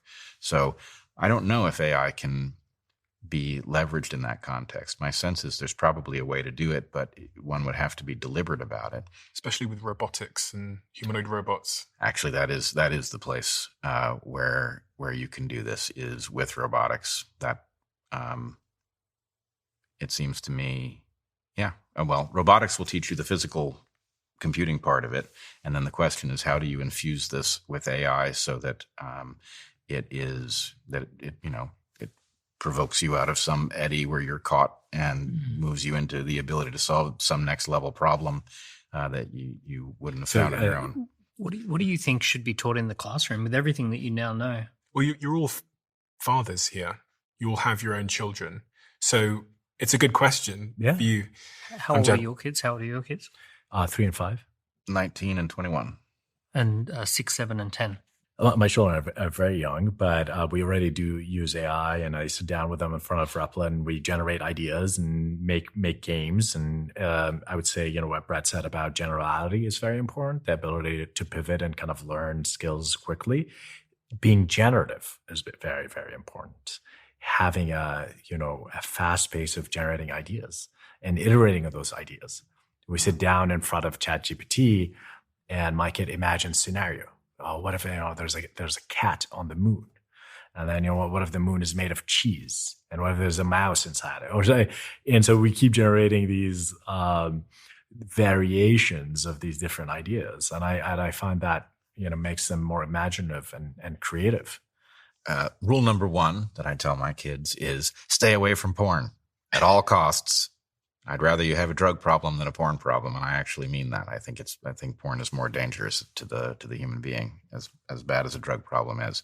But when we get to the question of how to confront the world and the things that you're going to be expected to do in the workplace and all of that, my point to them is you are facing the dawning of the age of complex systems that you are going to have to interact with. And in the age of complex systems, you have to understand that you cannot blueprint a solution, and you have to approach these systems with a upgraded toolkit of humility, because the ability of the system to do something you don't predict is much greater than a highly complicated system. So you have to anticipate that and be very sensitive to the fact that what you intended to happen is not what's going to happen. So you have to monitor the unintended consequences of whatever your action is, and that there are really 2 tools which work, one of which you just mentioned, which is the prototyping. You prototype things. You don't imagine that I know the solution to this and I'm going to build it. You imagine, I think there's a solution down there. I'm going to make a proof of concept, and then I'm going to discover what I don't know, and I'm going to make the next version, discover what I don't know, and eventually you may get to something that actually truly accomplishes the goal. So prototyping is one thing. And also, instead of using the blueprint as the metaphor in your mind, navigate. You can navigate somewhere. And, that the way I think of it is a surfer is in some ways mastering a complex system, but they're not doing it by planning their days surfing down the waves. You can't do that. What you can do is you can be expert at absorbing feedback and navigating your way down the wave, and that's the right approach for a complex system. Nothing else is going to work. And so I guess the final piece is general tools, always, no specialization. This is the age of generalists, and invest in those tools and they will pay. So the guiding philosophy for me is to produce high agency generalists. So ultimately, I want them to be motivated, self-starters, and have a wide general toolkit. I imagine them very much what you imagine, which is instructing robots, instructing agents, coming up with ideas. And I imagine them having a very high velocity life where they may be writing a book, organizing a festival, having a podcast, starting a business, and being part of somebody else's business all at once. As they are of the ADHD. Yeah, right. So the high agency generalist is the kind of guiding philosophy. Some of the things that we do is like we do chess, we do Brazilian jiu-jitsu, we do dancing, we do acting classes, playing in nature, entrepreneurship, understanding that you can start a lemonade. We just did lemonade stands, which was amazing. We sold lots of lemonade on the street. So those kind of things, and jumping from one thing to the next thing, but also trying to avoid too many screens and forcing them into making stuff from what's going on around the house. Some distinctions that we try and give them is the difference between creating and consuming, because I think AI has this superpower of making you a hyper consumer or a hyper creator. And if you don't understand the distinction between creation and consumption, you end up falling into the consumption trap, whether it be porn or just news or things that feel like you're productive, but you're actually just consuming stuff. Won't that be the most successful AI? The one that plays with my dopamine the most? Yeah, and makes you think that you're achieving something when you're actually just consuming something. So trying to give them the understanding that there is this difference in their life between creation and consumption, and to be on the creation side. I started my first business at 12 years old, and then I started more businesses at 14, 15, 16, 17, and 18. And at that time, what I didn't realize is that being a founder with no money meant that I also had to be the marketeer, the sales rep, the finance team, customer service, and the recruiter. But if you're starting a business today, thankfully, there's a tool that wears all of those hats for you. Our sponsor today, which is Shopify. Because of all of its AI integrations, using Shopify feels a bit like you've hired an entire growth team from day one, taking care of writing product descriptions, your website design, and enhancing your product's images. Not to mention the bits you'd expect Shopify to handle, like the shipping, like the taxes, like the inventory. And if you're looking to get your business started, go to shopify.com/Bartlett and sign up for a $1 per month trial. That's shopify.com/Bartlett. The thing that I think, all agree on is that this is inevitable. Do you agree with that, Bret? I think it's sad that it is inevitable, but at this point it is. What part of it do you find sad? We have squandered a long period of productivity and peace in which we could have prepared for this moment. And our narrow focus on competition has created a fragile world that I'm afraid is not going to survive the disruption that's coming. And it didn't have to be that way. This was foreseeable. I mean, frankly, the movie 2001, which came out the year before I was born, anticipates some of these problems. And, we treated it too much like education. I mean, like entertainment, and not enough like education. So we are now, we've had the AI era opened without a discussion about its implications for humanity. There is now, for game theoretic reasons, no way to slow that pace, because as you point out, if we restrain ourselves, we simply put the AI in the hands of our competitors. That's not a solution, so I don't advocate it. But there's a lot more preparation we could have done. We could have recognized that there were a lot of people in jobs that were about to be obliterated, and we could have thought deeply about what the moral implications were and what the solutions at our disposal might have been. And having not prepared, it's going to be a lot more carnage than it needed to be. Amjad, I heard you say a second ago that what we should be talking about is how we deal with job displacement. Do you have any theories? If you were Prime Minister, or president of the world, and your job was to deal with job displacement, let's just say in the United States, how would you go about that? The first thing I would do is teach people about these systems, whether it's programs on the TV or outreach or what have you, just trying to get people to understand how ChatGPT works, how these algorithms work. And as the new jobs arrive, I think, there's going to be an opportunity for people to be able to detect that, this job requires this set of skills, and I have this kind of experience, and although my experience are potentially outdated, I can repurpose that experience to do that job. I'll give you an example. A teacher, his name is Adil Khan, he started using at the time GPT-3 and felt like it does amazing work as a tools for teachers or even potentially a teacher itself. So he learned a little bit of coding and he went to Replit and he built this company. And just 2 years later, they're worth hundreds of millions of dollars. Obviously, not everyone will be able to create businesses of that scale.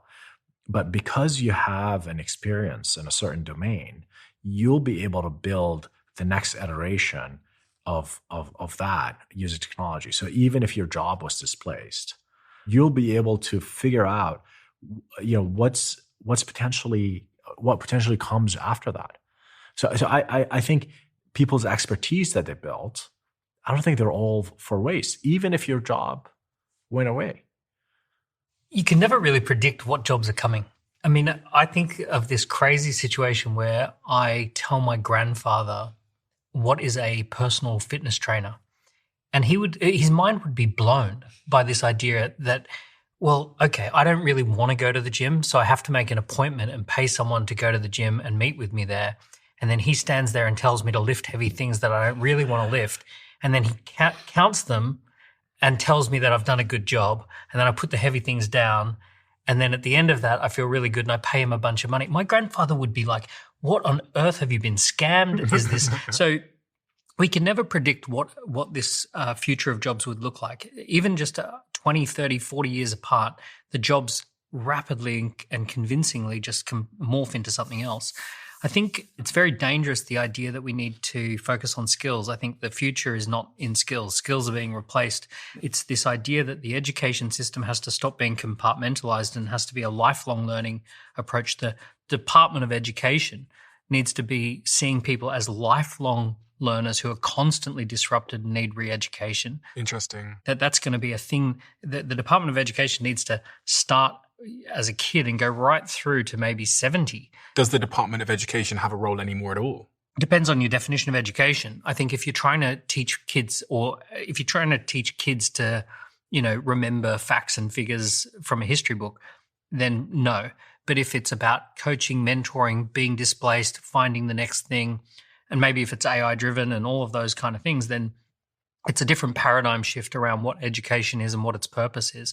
And if we see it as a fluid thing where we wave into an opportunity and then wave back into education, spotting a new opportunity and then back here, if we're learning rather than skills, but we're learning tools, so it's a tools-based education as opposed to a skills-based education. The purpose of education for most of human history was about virtue, about becoming a great person who had good judgment and who had good values, and we don't really do much of that anymore. But I think if we essentially said, if we get back to if we ask the question, what is the purpose of education and where does it fit in our lives and at what time frame does it go for? And then we just trust that people are going to come up with weird and wonderful jobs. This sounds crazy, but also, and this is a weird analogy, my cat is incredibly happy. How do you know? Well, it demonstrates all the characteristics of being a happy cat. And it lives in a world of superintelligence as far as it's concerned. So there's this house and food just magically happens. It has no idea that there's this Google Calendar that runs a lot of things that happen around it. The food gets delivered. The money is magically made by something that is inconceivably more intelligent than the cat. And yet the cat has evolved to be living this life of purpose and meaning inside the house. And as far as it's aware, it's got a great life. But you have the power at any moment, if you're having a bad day, to do something not so pleasant. to that cat, and it can't really reciprocate that. Exactly, but what's in it for me to hurt the cat? Because in this analogy, you might want to move house, and the landlord doesn't allow cats, so you've got a decision to make. Yeah, there are things that the cat is highly disrupted by due to no fault of the cat. I get it, but as far as cat existence goes, and the history of cats, if you were to ask that cat, do you want to trade places with any of the other cats that came before you, it would probably say, I don't want to take the risk because all the other cats had to fend for themselves in a way that I don't have to. It's very possible that we end up living in a life a lot like the house cat, in the sense that from our perspective, we're having very interesting lives and purpose, meaning, and just there's this massive higher intelligence that's just running stuff. And we don't know how it works, but it doesn't really matter how it works. We are the beneficiaries of it, and it's doing important things, and we're enjoying being house cats in its life. I have a few things to say about this. One, I'm pretty sure your cat's not as impressed with your capacity as you are, or as you think he is. I just know cats well enough to be pretty sure of that. But it looks down on me. Yeah, you're right. I think it's a fair point that there is an existence, and actually, pets really do have it. If they have loving owners, they really do have it pretty great. And I would also point out that there's a way in which we already are this way. Most of us do not understand the process that results in electricity coming out of the walls of our house or the water that comes out of the tap. And we're pretty much okay with the fact that somebody takes care of that and we can busy ourselves with whatever it might be. But the place that I find something troubling in your description is that you say that the nature of what we do is to deal with the fact that jobs are always being upended. That's a very new process. That is the hypernovelty process. It used to be that it was only very rarely that a population had a circumstance where you didn't effectively do exactly what your immediate ancestors did, right? In general, you took what the jobs were, you picked something that was suited to you, and you did that thing. Intergenerationally. And the point is, we've now gotten to the point where even within your lifetime, what is possible to get paid for is going to shift radically in ways that nobody can predict. And that is a dangerous situation. Like probably every 2 years, like 2 or 3 years. Right. And so maybe there's some model by which we can surf that wave, and you can learn a generalist toolkit, and, that your survival doesn't depend on your being able to, switch up every 2 years and never miss a beat. Or maybe we can't. But I do think it is worth asking the question, if the rate of technological change has taken us out of the normal human circumstance of being able to deduce what you might do for a living based on what your ancestors did, and put us in a situation where what your ancestors did is going to be perfectly irrelevant no matter what, that is effectively a choice that has been made for us. And we could choose to slow the rate of change so that we would live in some kind of harmony where our developmental environment and our adult environment were a match. Now, as a biologist, I would argue if we don't do something like that, this is a matter of time. How would we change? How would we slow the rate of change? Well, I mean, you can be the Amish, right? You can be the Amish and live in your own communities, and I would assume some people would want that. Well, when Heather and I wrote our book, I wanted the first chapter to be, are the Amish right? And the answer is they can't be exactly right because they picked an arbitrary moment to step off the escalator. But are they right that there's something dangerous about this continuing pattern of technological change? Clearly they are. What do the Amish do, for anyone that doesn't know? The Amish live as if it was, 1850 or something? So they live they don't use cars. I think they do have phones, but they do not have electricity. Basically, they voluntarily accept they're basically a Luddite community, and they have turned out to fare surprisingly well against many of the things that have upended modern COVID, folks. one of them, right? Yeah, COVID, they did beautifully.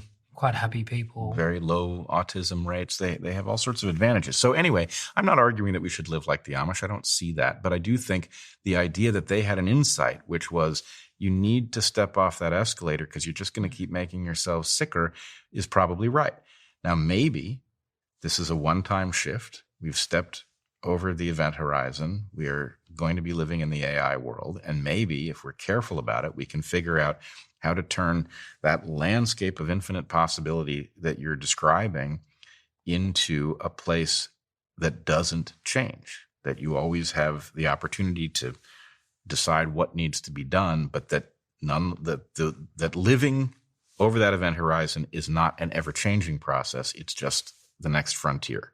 I do want to also propose or ask the question, when we talk about a hyper-changing world, isn't it harder for older people to learn because of the way that the brain works in terms of processing speed and memory flexibility? So I was wondering if you're going to get a situation where, like, my father, because of his brain and the reduced memory flexibility and processing speed that happens when you're older, is going to struggle significantly more than my niece, who can seem to learn. I mean, my niece knows 5 languages and she's 7 or something crazy like that. 5 languages. But I mean, the brain is much more plastic, isn't it? So and that goes back to our evolutionary psychology, which evolutionary history, which you know much more than I do about. Of we're meant to learn our lessons when we're young, use that information for a lifetime. But if that information's changing quickly, well, this is exactly what I'm pointing to. It is not normal for your developmental environment to fail to prepare you for your adult environment. The normal thing is, as a young person, you take on ever more of the responsibilities of the adult environment. And then at some point, in a properly functioning culture, there's a rite of passage. You go into the bush for 10 days, you come back with, a large, game animal. And now you're an adult and you take that program that you've been building and you activate it. And that is normal. And, you're a lot happier person. You're a lot more fulfilled if your life has that kind of continuity to it. And, I'm not against the idea that we have enabled ourselves to do things that can't be done if that's the limit, but we have also harmed ourselves gravely. And I would like to somehow pry apart our ability to improve our well-being from our self-inflicted wounds that come from this never-ending pace of change. And I don't know if it's possible, but I think it's a worthy goal. Something amusing. I don't know if it's exactly a counterpoint, but during COVID, especially, and through the recent technological change, some people have started living closer to the more ancestral environment. People whose jobs are online. Some of my friends went and built communities, like collectives, where they live and they create farms and they eat, and then they have an email job. They do their email jobs for 5 hours and go out, and they all have children, and it's a fascinating life. And there was so much rethinking in Silicon Valley about how we live. And there's a bunch of startups that are trying to create cities where they're like, okay, we know that we're suffering because our cities are not really walkable. And there's so many reasons why we're suffering. First, we're not getting the movement. Second, there's a social aspect of walkable city where you're able to interact with people. You'll make friends by just happening to be in the same place as others. Let's actually build walkable cities. And if we want to, transport faster, we'll have these self-driving cars on the perimeter of the city that are going around. And I think there are ways in which technology can afford us to live in a way that reverses, I guess, in a more local way. I like that vision, but I also am aware that there's a different vision, right? You see people in Palo Alto, for example, actually exerting very strong controls on how much their children are exposed to, to phones. And I live in Palo Alto. Yeah. So you see that. On the other hand, what I am worried about is that the elites of Palo Alto don't realize that what they're doing is they're figuring out how to reduce the harm to their own families as they're exporting the harm to the world of these technologies that for everybody else are unregulated. And so the question is, can we bring everybody along? If the AI revolution is going to alter our relationship to work and everything else, can we bring everybody along so that at the end of this process, instead of saying, well, it's a shame that, 3 billion people were sacrificed to this transition, but progress is progress, we can really say, well, we figured it out. And everybody now is living in a style that is closer to their programming and closer to the expectations of their physical bodies. If that were true, then I would love to be wrong in my fears about what's coming. But unfortunately, the market is not going to solve this problem without our being deliberate about forcing it to. What's your biggest fear? Like when you say my fears about what's coming, what do you like? What's the picture that comes in your mind? Oh, it's a whole different topic, actually. My fear stemming from technology and AI is that this is a runaway process, and that runaway process is going to interface very badly with some latent human programs. That in effect, the need for workers largely disappears, and the people who are at the head of the processes that result in that elimination for the need for workers start talking about useless eaters. Maybe they come up with a new term this time. Thin the herd. Yep. Or they allow it to be thinned or something. Bret, I've heard you talk about the 5 key concerns you have, or the 5 key threats you have before. Could you name those 5? So the first one is the one I worry least about. I don't worry zero about it, but I worry least about it, which is the malevolent AI that the doomers are so focused on. The second one is the idea that, an AI can be misaligned, not because it has divergent interests, but because it just misunderstands what you've asked it. These autonomous agents, the famous example is you ask them to produce as many paper clips as possible, and they start liquidating the universe to make paper clips. And, it's a sorcerer's apprentice kind of issue. The third one, I would say, is actually all of the remainder of them, I would say, are guaranteed. And the third of them is the derangement of human intellect, that we are already living in a world where it's very difficult to know what the facts even mean, right? The facts are so filtered, and we are so persuaded by algorithms that it's, our ability to be confident, even in the basic facts, even within our own discipline sometimes, is at an all-time low, and it's getting worse. And that problem takes a giant leap forward at the point that you have the ability to generate undetectable deep fakes, right? That's going to alter the world very radically. When the fact that you're looking at videotape of somebody robbing a bank doesn't mean that they robbed a bank or that a bank was even robbed. So anyway, I call this... We deal with this a lot, by the way. I think every single week I have a chat of people that just are now basically spending, I'd say 30% of their time dealing with deep fakes of me, doing crypto scams, inviting people to Telegram groups, and then asking them for credit card details. We had one on X. I think you probably saw it, Dan, didn't you, of me? But that someone was running deepfake ads on X of me. And it wasn't just one ad. It was like it was like swatting flies. There was 10 of them, and I messaged them to X, and then there was 10 more. Then the day after there was 10 more. Then the day after there was 10 more. Then it started happening on Meta. So it's a video of me basically asking you to come to a Telegram group where people are being scammed and audience members of mine are being scammed. And when I send them to Meta, they thankfully remove them. But then there's 5 more. So then I went on LinkedIn yesterday, and my DMs are, Steve, by the way, there's this new scam. And I actually, at this point, I need someone full time just sending this over to Meta. I'm the same, but on a smaller scale. Every week, it's, did you really message me on Facebook asking me for my crypto wallet and blah, blah, blah. My least favorite ones are when the single mother messages me saying that she just paid £500 of her money and how devastated she is. And I feel this moral obligation to give her money back because she's fallen for some kind of scam. That was me. It was my voice. It was a video of me telling her something. Yeah. And I don't know how you deal with that, but sorry, do continue. Well, I mean, that's actually on the list here. The massive disruption to the way things function, both because people are going to be unemployed in huge numbers and because those who are not abiding by our social contract are going to find themselves empowered more than the people who do. So in this case, not only is this poor woman, now out $500 for whatever the scam was, but you've also been robbed.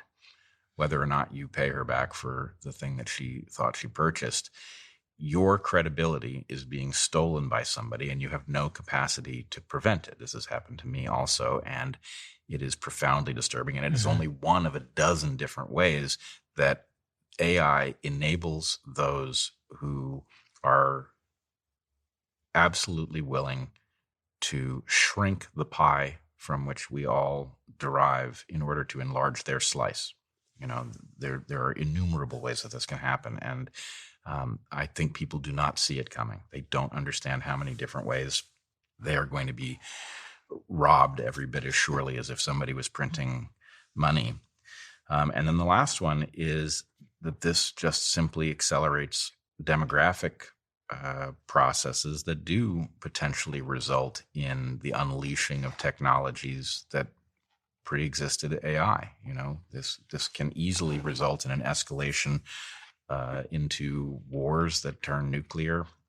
So anyway, I think that list could probably be augmented at this point. Now that we've, spent a little time in the AI era, we can begin to put a little more flesh on the bones, both of what is possible in this era and what we should fear. One of those, you mentioned the truth, the problem of truth. Would you say, just a thought experiment, someone today, like an average person, college educated, say, person, are they more propagandized or led astray than someone in Soviet Russia? Well, I don't know because I didn't live in Soviet Russia, but my understanding from people who did was that there was a wide awareness that the propaganda wasn't true. It doesn't mean they knew what to believe, but there was a cynicism, which is one of my fears here, is that you're really stuck choosing between two bad options. In a world where you can't tell what is true, you can either be overly credulous and be a sucker all the time, or you can become a cynic and you can be paralyzed by the fact that you just don't believe anything. But neither of those is a recipe for... Do you think Google search first, and maybe now ChatGPT, has helped people more or less to find truth? I think it's not ChatGPT exactly, but all of the various AI engines starting with Google, have briefly enhanced our capacity to know what's true, because in fact they allow us to see through the algorithmic manipulation, because the AI is not well policed. You can get it to recognize patterns that people will swear are not true. And so anyway, a lot of us have found it useful in just simply unhooking the gaslighting. So that's been very positive. But I also remember the early days of search, and search used to be a matter of, there are some pages out there, I don't know where they are. Here's a mechanized something that's looked through this stuff and just point me at the direction of things that contain these words, right? Before the algorithmic manipulation started steering us into believing pure nonsense because somebody who controlled these things decided it was useful for us to believe those things. So my guess is, at the moment, AI is enhancing our ability to see more clearly, but that really depends on some kind of agreement to protect that capacity that I'm not aware of us having. Amjad, are you implying there that AI will protect us from the AI, i.e. the woman that got scammed in my audience, the platforms would have a tool built in which would be able to identify shortly that that is not me, and the ad has been launched by someone in another country potentially. And then also when she starts being asked for her credit card details in such a way on Telegram, 10 minutes later, the system will able to understand there that this is probably a scam at that touch point too. And it will also be the defense, not just the offense. Well, first thing, question, is Meta incentivized to solve this problem? Yes. Yes. And so Meta is probably actively working on AIs. And again, it's going to be a cat and mouse game, like every abuse that happens out there. So I think that the market will naturally respond to things like that. In the same way that, we installed antiviruses, as, annoying as they are, I think we'll install AIs on our computers that will allow us to at least help us kind of sort the fake from the true. Well, but let's take the example you say. Is Meta incentivized to solve this problem? Superficially, it seems that it should be. But how many times in recent history have we watched a corporation cannibalize its own business over what at best is the bizarre desires of its shareholders? right? Why was X throwing off people with large accounts, or Facebook or Google? It would seem that you would expect, based on the market choosing search engines or social media sites, you would expect these companies to be absolutely mercenary and say, if Alex Jones has a big audience, who are we to say? That's what I would have expected. Instead, you had these companies policing the morality of thought, even though it reduced the size of the population using the platforms. I have a hard time explaining why that happened, but I have every reason to expect the same thing will happen with AI. Bret, what are you excited about with AI? What's your optimistic take? Because at the start of this conversation, you said that there's infinite ways that it could improve our lives, and there's 10 times more ways that it could hurt our lives. But let's investigate some of those ways that it could drastically improve our lives. There's a couple of different ways. One, we have, as we mentioned before, a dearth of competent teachers and professors. And that is a problem that will take 3 generations at least to solve if what we're going to do is start tomorrow and start educating people in the right way that would make them competent to stand at the front of a room and educate. But if we can augment that process, if we can leverage a tool like AI so that, a small number of competent teachers can maybe reach a larger number of pupils, that's plausible, I think. Second thing is we have a tremendous number of problems that are obstacles to us living well on this planet that AI might be able to manage that human intellect alone cannot, right? Just in the same way that, compute power can calculate things at a rate that human beings can't keep up. And there are certain things you want calculated very well.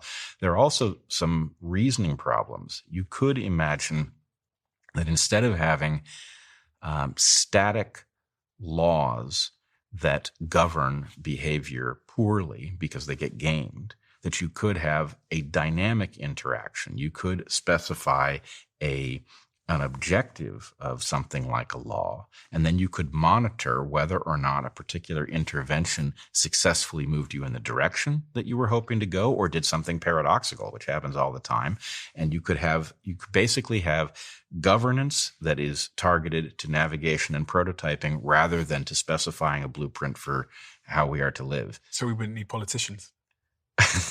At the moment, we're stuck with constitutional protections that are as good as has been constructed and still inadequate to modern realities. Dan, what are you excited about with AI? From an individual level, but also from a societal level? Yeah, well, the big ones are healthcare and education. I mean, it's ridiculous that you are sitting there in pain, having had an MRI, and there just hasn't been someone to look at that MRI yet and tell you what to do. And that could easily be solved. There's all sorts of healthcare issues where, and also not only that, throughout the entire world, there are places that just don't have general practitioners and they don't have, medical advisors and the breakthroughs in global healthcare will be phenomenal, and the breakthroughs in global education could be transformational on the planet. I'm excited at an individual level that I think the industrial age created a bunch of jobs that are very dehumanizing, and we've just kind of gotten used to them and put up with them. The idea that work should be repetitive and, you just repeat the same loop over and over and over again, and over a 10-year period of time, you might get, graduated up one gear and all that kind of stuff. I don't think that's very human. The idea that you could be simultaneously writing a book, launching a business, running a team, launching a festival, having an event, that you could actually be doing this kind of like mini kingdom work where you've got this little, ecosystem around you of fun things that you're involved in. That is actually made possible for a vast majority of people if they embrace these kind of tools. You can live an incredibly fulfilling and amazing and impactful existence, or I know that I do, as a result of having these tools in my life. Like I'm doing things that I could have only dreamed about as a kid. And what would you say to entrepreneurs? I know you work with thousands of entrepreneurs. What are you telling them in terms of their current businesses or business opportunities that you're foreseeing? So I think that small teams have infinite leverage now, and that when you have a team of, say, 5 to 10 people who share an incredible passion for a meaningful problem in the world, and they want to see that meaningful problem solved, and they come together in the spirit of entrepreneurship to solve that problem, that little 5 to 10 person team, armed with the technology that we now have available, you can have a big impact. You can make a lot of money. You can have a lot of fun. You can solve meaningful problems in the world. You can scale solutions. You can probably do more in a 3-year window than most people did in a 30-year career. And then that little band of 5 to 10 people could either go together onto a new meaningful problem, or they could disband and, work on other meaningful problems with different teams. In such a world where you have this sort of infinite leverage, but everyone else has access to the same infinite leverage, what becomes the USP? Going back to this idea of the moat, like what is the thing of value when we've all got access to $20 infinite leverage?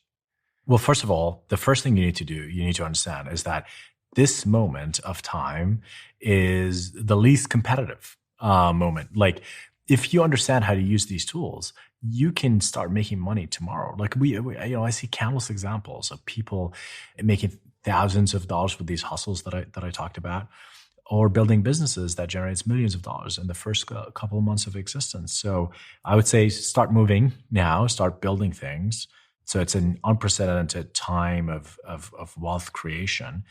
Clearly, at some point, as the market gets more efficient, as more and more people understand how to use these tools, there's less potential for creating these massive businesses quickly. And we've seen this, like the dawn of the internet or dawn of the web. It was a lot easier to create Facebook than it is now. Then we had mobile. And for 3, 4, 5 years, it was very easy to create massive businesses, and then it became harder. Being just at the edge of what's possible is going to be very, very important over the next couple of years. And that gets me really excited, because the entrepreneurs who are paying attention are going to be having the most amount of fun, but they're also going to be able to make a lot of money. How many applications have been built on Replit to date? So I can talk about the millions of things that have been built since we started the company, but just since September, when we launched Replit Agent, there's been about 3 million applications built purely in natural language, with no coding at all, purely natural language. Of those, I think 300, 400,000 of them were deployed in a real. The site was deployed, and it is people are using it, some kind of business, some kind of internal tool. I built one last night, by the way. An internal tool, or? I built an application to track how my kids earn pocket money. Amazing. So I just told it that I wanted to track the tasks that are happening around the house and assign a value to them. Yeah. And I want to be able to, at the end of the week, push a button and get a summary of how much to pay each child for their pocket money. We are so screwed. And within 15 minutes, it had created this application, and it was amazing. Like, you could toggle between, like, here's the place where you have the kids, and here's the weekly reports, and here's the how much per task, and you can tick off the tasks or remove tasks or add tasks. So then I now have this application which took 15 minutes of just talking about what I wanted. And now I have an application to run the pocket money situation in the house. And by the way, it's something, having run an IT agency years ago, that's something that we would have charged £5,000 to £10,000 to create, or $5,000 to $10,000 US to create. And how much time? Probably talking something that would have been a 3-4 week project. And we're at the start of the S curve now that you're describing, and it's already. Yeah. If it's a $20, Replit's roughly $20 a month. 25 for the base case. You did 1 day of usage. Let's say it's $1. Yeah. It cost you minutes and $1 now. And we're at the start of the S curve. And you talk to it like you're chatting to a developer. So one of the things that slows down the development process is you have to send the information to a developer, and they need to understand it, and then they need to create something and then come back to you. This just happens in front of your eyes while you're watching it, and it's actually showing you what's being built. And it's really wild.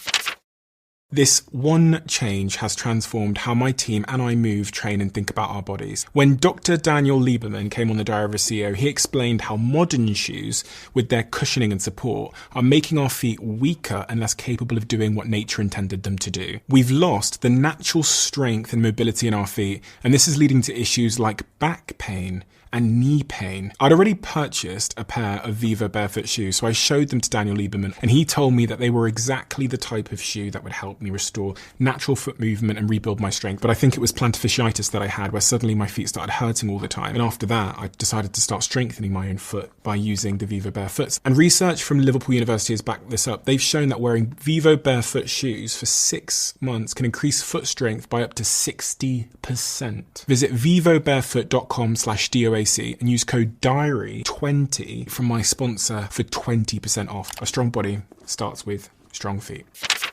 This has never been done before. A newsletter that is ran by 100 of the world's top CEOs. All the time people say to me, they say, can you mentor me? Can you get this person to mentor me? How do I find a mentor? So here is what we're going to do. You're going to send me a question, and the most popular question you send me, I'm going to text it to 100 CEOs, some of which are the top CEOs in the world running $100 billion companies. And then I'm going to reply to you via email with how they answered that question. You might say, how do you hold on to a relationship when you're building a startup? What is the most important thing if I've got an idea and don't know where to start? We email it to the CEOs. They email back. We take the 5-6 top best answers. We email it to you. I was nervous because I thought the marketing might not match the reality. But then I saw what the founders were replying with and their willingness to reply. And I thought, actually, this is really good. And all you've got to do is sign up. Completely free. I don't think we've spent a lot of time talking about autonomous weapons. This is the thing that really worries me. And the thing that worries people about AI is this idea is that it is this emergent system, and there's no one thing behind it, and it can act in a way that's unpredictable and not really guided by humans. I also think it's true of corporations, of governments. And so I think individual people can often have the best intentions, but the collective can land on doing things in a way that's harmful or morally repugnant. And I think we talked about China versus the US, and that creates a certain race dynamics where they're both incentivized to cut corners and potentially do harmful things. And in the world of geopolitics and wars, what really scares me is autonomous weapons. And why does it scare you? Because you can imagine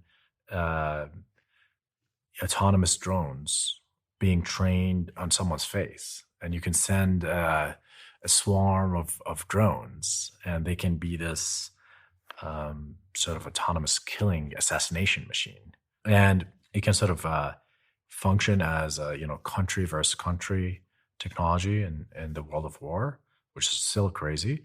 But it can also become a tool for governments to subjugate the citizens. And people think we're safe in the West, but I think the experience with COVID showed that even the systems in the West can very quickly become draconian. Yeah. Apparently, I've heard in Iran that they have face recognition cameras that detect whether women are wearing hijabs in their own cars, and it automatically detains the car if you're driving and you're not wearing a hijab. And if you're certainly if you're walking down the street, it just picks that up and immediately you're in trouble. You can it acts as a police officer and a judge and a lawmaker. It's the judge, jury, and executioner essentially, and it just happens instantaneously. I mean, what happened in Canada with the truckers' protest, where they froze their bank account by virtue of just being there, just by being in that location. Yeah. And just to confirm that, Iran has implemented a comprehensive surveillance system to enforce its mandatory hijab laws utilizing various technologies, one of which is cameras and facial recognition. So they've put cameras in public spaces to identify women who are not adhering to the hijab dress code. Yeah. And just on that, London has just put those facial recognition systems into London and also all throughout Wales. And they're being rolled out at speed.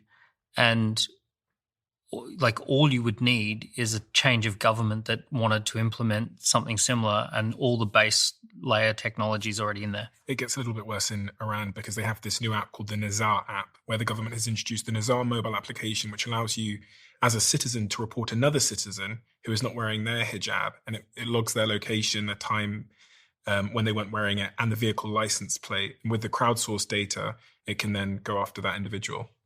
I would also just point out that I think we're not being imaginative enough. I agree with you. I have the same concern about these autonomous weapons, but I also think this doesn't have to occur in the context of war or even governmental oppression, that it is perfectly conceivable that effectively this drops the price of an undetectable or an unprosecutable crime, and maybe economic moats return in the form of people taking out their competitors or anybody who attempts to compete with them using an autonomous drone that can't be traced back to them, that follows facial recognition. And, you don't have to kill very many people for others to get the message that this is a zone that you shouldn't mess around in. So I could imagine, effectively a new high-tech organized crime that protects rackets and makes tons of money and subjugates people who haven't done anything wrong. I had Mustafa Suleyman on the podcast in 2023 when all of this stuff started kicking off, and he is the CEO of Microsoft AI. You're familiar with Mustafa? Of course, yeah. And one of the things he said to me at the time was, one of my fears is a tiny group of people who wish to cause harm are going to have access to tools that can instantly destabilize our world. That's the challenge. How to stop something that can cause harm or potentially kill. That's where we need containment. And it sounds a little bit like what you're saying, Amjad, that we will now have these tools. You were talking in the context of the military, but as Bret said, there are even smaller groups of people that might have been, cartels or gangs, can do similar harm. And at the moment, in terms of autonomous weapons, both the US and China are investing heavily in AI-powered weapons, autonomous drones, and cyber warfare because they're scared of the other one getting it first. And we talked about how much of our lives run on the internet, but cyber weapons and cyber AI agents that could be deployed to take down China's X, Y, or Z, or vice versa, are of real concern. Yep. Yeah, I think all of that is a real concern. Unlike Mustafa, I don't think containment is possible. Part of the reason why this game theoretic system of competition between the US, China, corporations, individuals makes it so that this technology is already, is already out, and really hard to put it back in the bag. I did ask him this question, and I remember the answer because it was such a stark moment for me. I said to Mustafa, do you think it's possible to contain it? And he replied, we must. So I asked him again, I said, do you think it's possible to contain it? And he replied, we must. And I asked him again, I said, do you think it's possible? And he said, we must. So the problem with that chain of thinking is that it might lead to an oppressive system. Yeah. There is one of the, say, doomers or philosophers of AI, which I respect his work. His name is Nick Bostrom. And he was trying to think of ways in which we can contain AI. And the thing that he came up with is perhaps more oppressive than something that the AI would come up with. It's like total surveillance state. You need total surveillance on people's computers, and people's ideas to not invent AI or AGI. It's like taking the guns or something. Right, exactly. I mean, there's always this problem of containing any sort of technology, is that you do need oppression and draconian policies to do that. Are you scared of anything else or concerned about anything else as it relates to AI outside of autonomous weapons? We talked about the birth rate crisis, and I think a more generalized problem there is creating virtualized environments via VR, where everyone is living in their own created universe. And it's so enticing, and even simulates work and simulates struggle, such that you don't really need to leave this world. And so every one of us will be solipsistic, similar to the Matrix. Ready Player One. Ready Player One. We're all kind of plugged. Even worse than Ready Player One, at least that's a massively networked environment. I'm talking about AI simulating everything for us, and therefore you're literally in the matrix. You know, maybe this is. I was about to I had that same thought. I've enjoyed this great simulation. Yes, and so I mean, are you familiar with the Fermi's paradox? No, I'm not. So Fermi's paradox is the question. The professor, his name is Fermi. He asked the question: if the universe is that vast, then where are the aliens?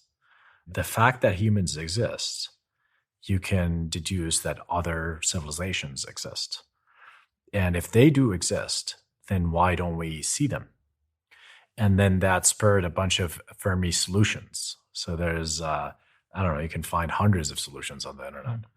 One of them is the sort of house cat thought experiment, where actually aliens exist, but they kind of put us in an environment like the Amish in a certain time and do not expose us to what's going on out there. So we're pets. Maybe they're watching us and kind of enjoying what we're doing. Stopping us from hurting ourselves. Stopping us from hurting ourselves. There's so many things, but one of the things that I think is potentially a solution to the Fermi's paradox, and one of the saddest outcomes, is that civilizations progress until they invent technology that will lock us into infinite pleasure and infinite simulation, such that we don't have the motivation to go into space to seek out the exploration of potentially other alien civilizations.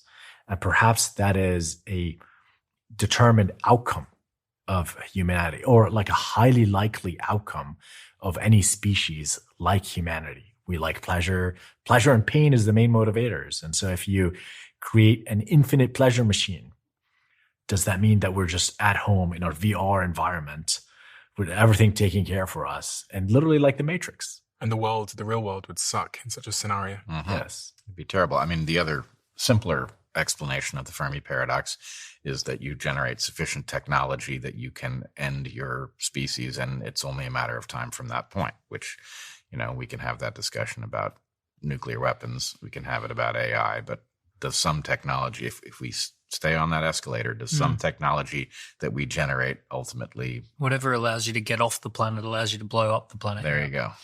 I want to get everyone's closing thoughts and closing remarks.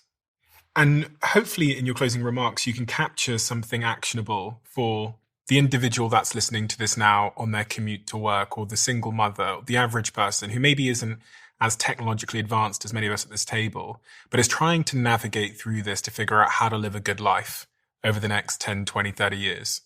Yeah. And take as long as you need. I think we live in the most interesting time in human history.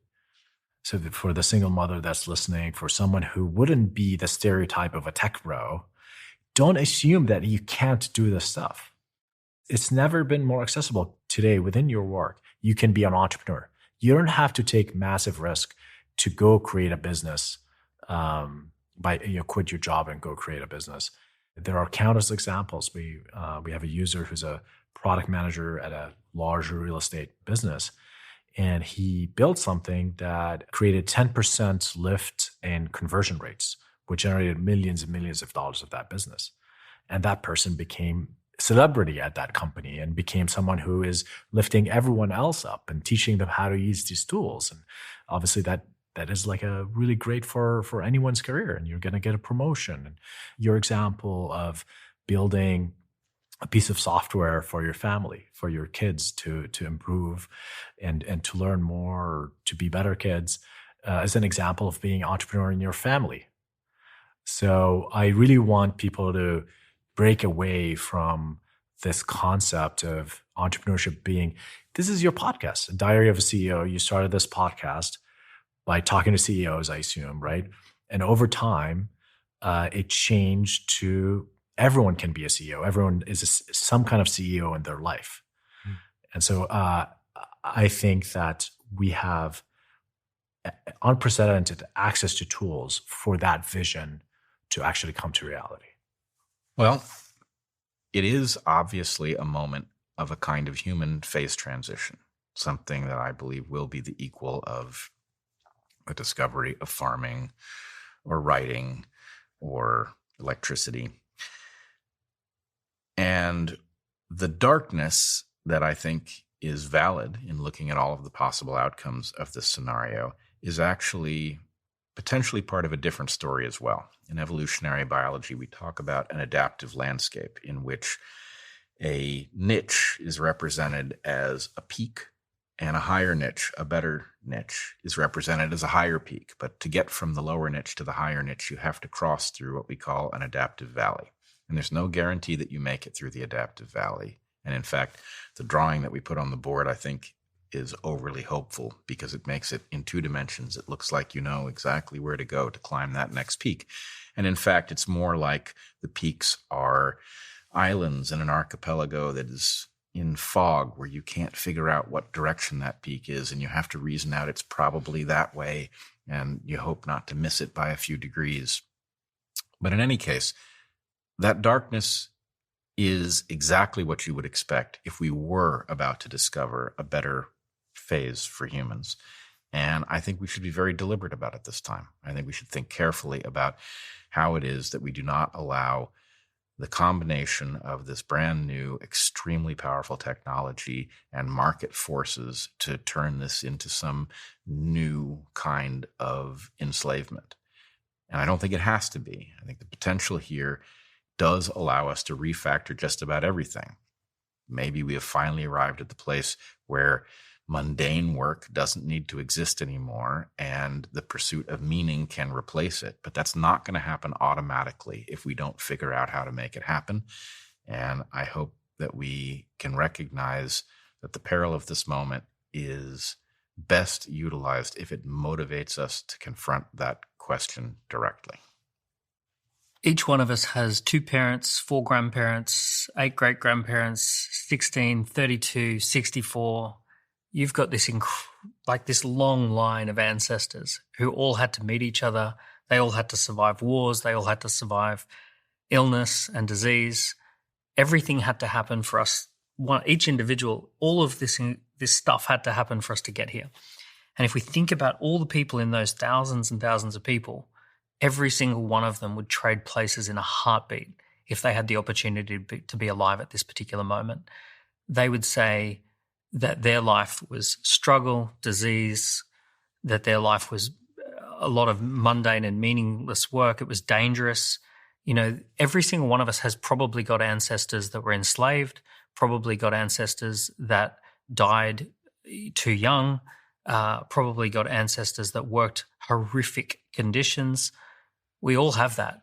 And they would all just look at this moment and say, wow, so are you telling me that you have the ability to solve meaningful problems, to come up with adventures, to travel the world, to pick the brains of anyone on the planet that you want to pick the brains of? You can just listen to a podcast. You can just watch a video. You can talk to an AI. Like, are you telling me that you're alive at this particular moment? Please make the most of that. Like, do something with that. You know, you can sit around pontificating about society and how society might work, but ultimately it all boils down to what you do with this moment.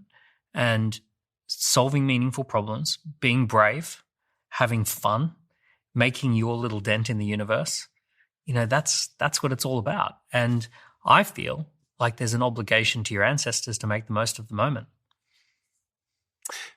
Thank you so much to everybody for being here. I've learned a lot and I've developed my thinking, which is much the reason why I wanted to bring us all together, because I know you all have different experiences, different backgrounds in education, you're doing different things, but together it helps me sort of pass through all of these ideas to figure out where I land. And I ask a lot of questions, but I am actually a believer in humans. I was thinking about this a second ago. I was thinking, am I optimistic about humans' ability to navigate this just because I have no other choice? Because as you said, the alternative actually isn't worth thinking about. And so I do have a optimism towards how I think we're going to navigate this, in part because we're having these kinds of conversations. And we, in history, haven't always had them at the birth of a new revolution. When we think about social media and the implications that had, we're playing catch up with the downstream consequences. And I am hopeful. Maybe that's the entrepreneur in me. I'm excited maybe that's also the entrepreneur in me. But at the same time, to many of the points Bret's raised and Amjad's raised and Dan's raised, there are serious considerations as we swim from one island to another.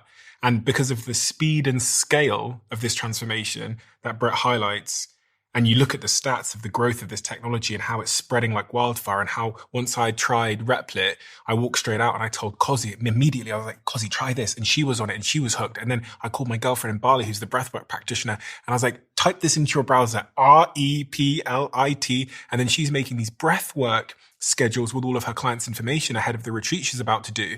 It's spreading like wildfire because we're internet native. Mm-hmm. We were native to this technology. So it's not a new technology. It's something on top of something that's intuitive to us. So that transition, as Bret describes it, from one peak to the other or one island to another, I think is going to be incredibly destabilizing.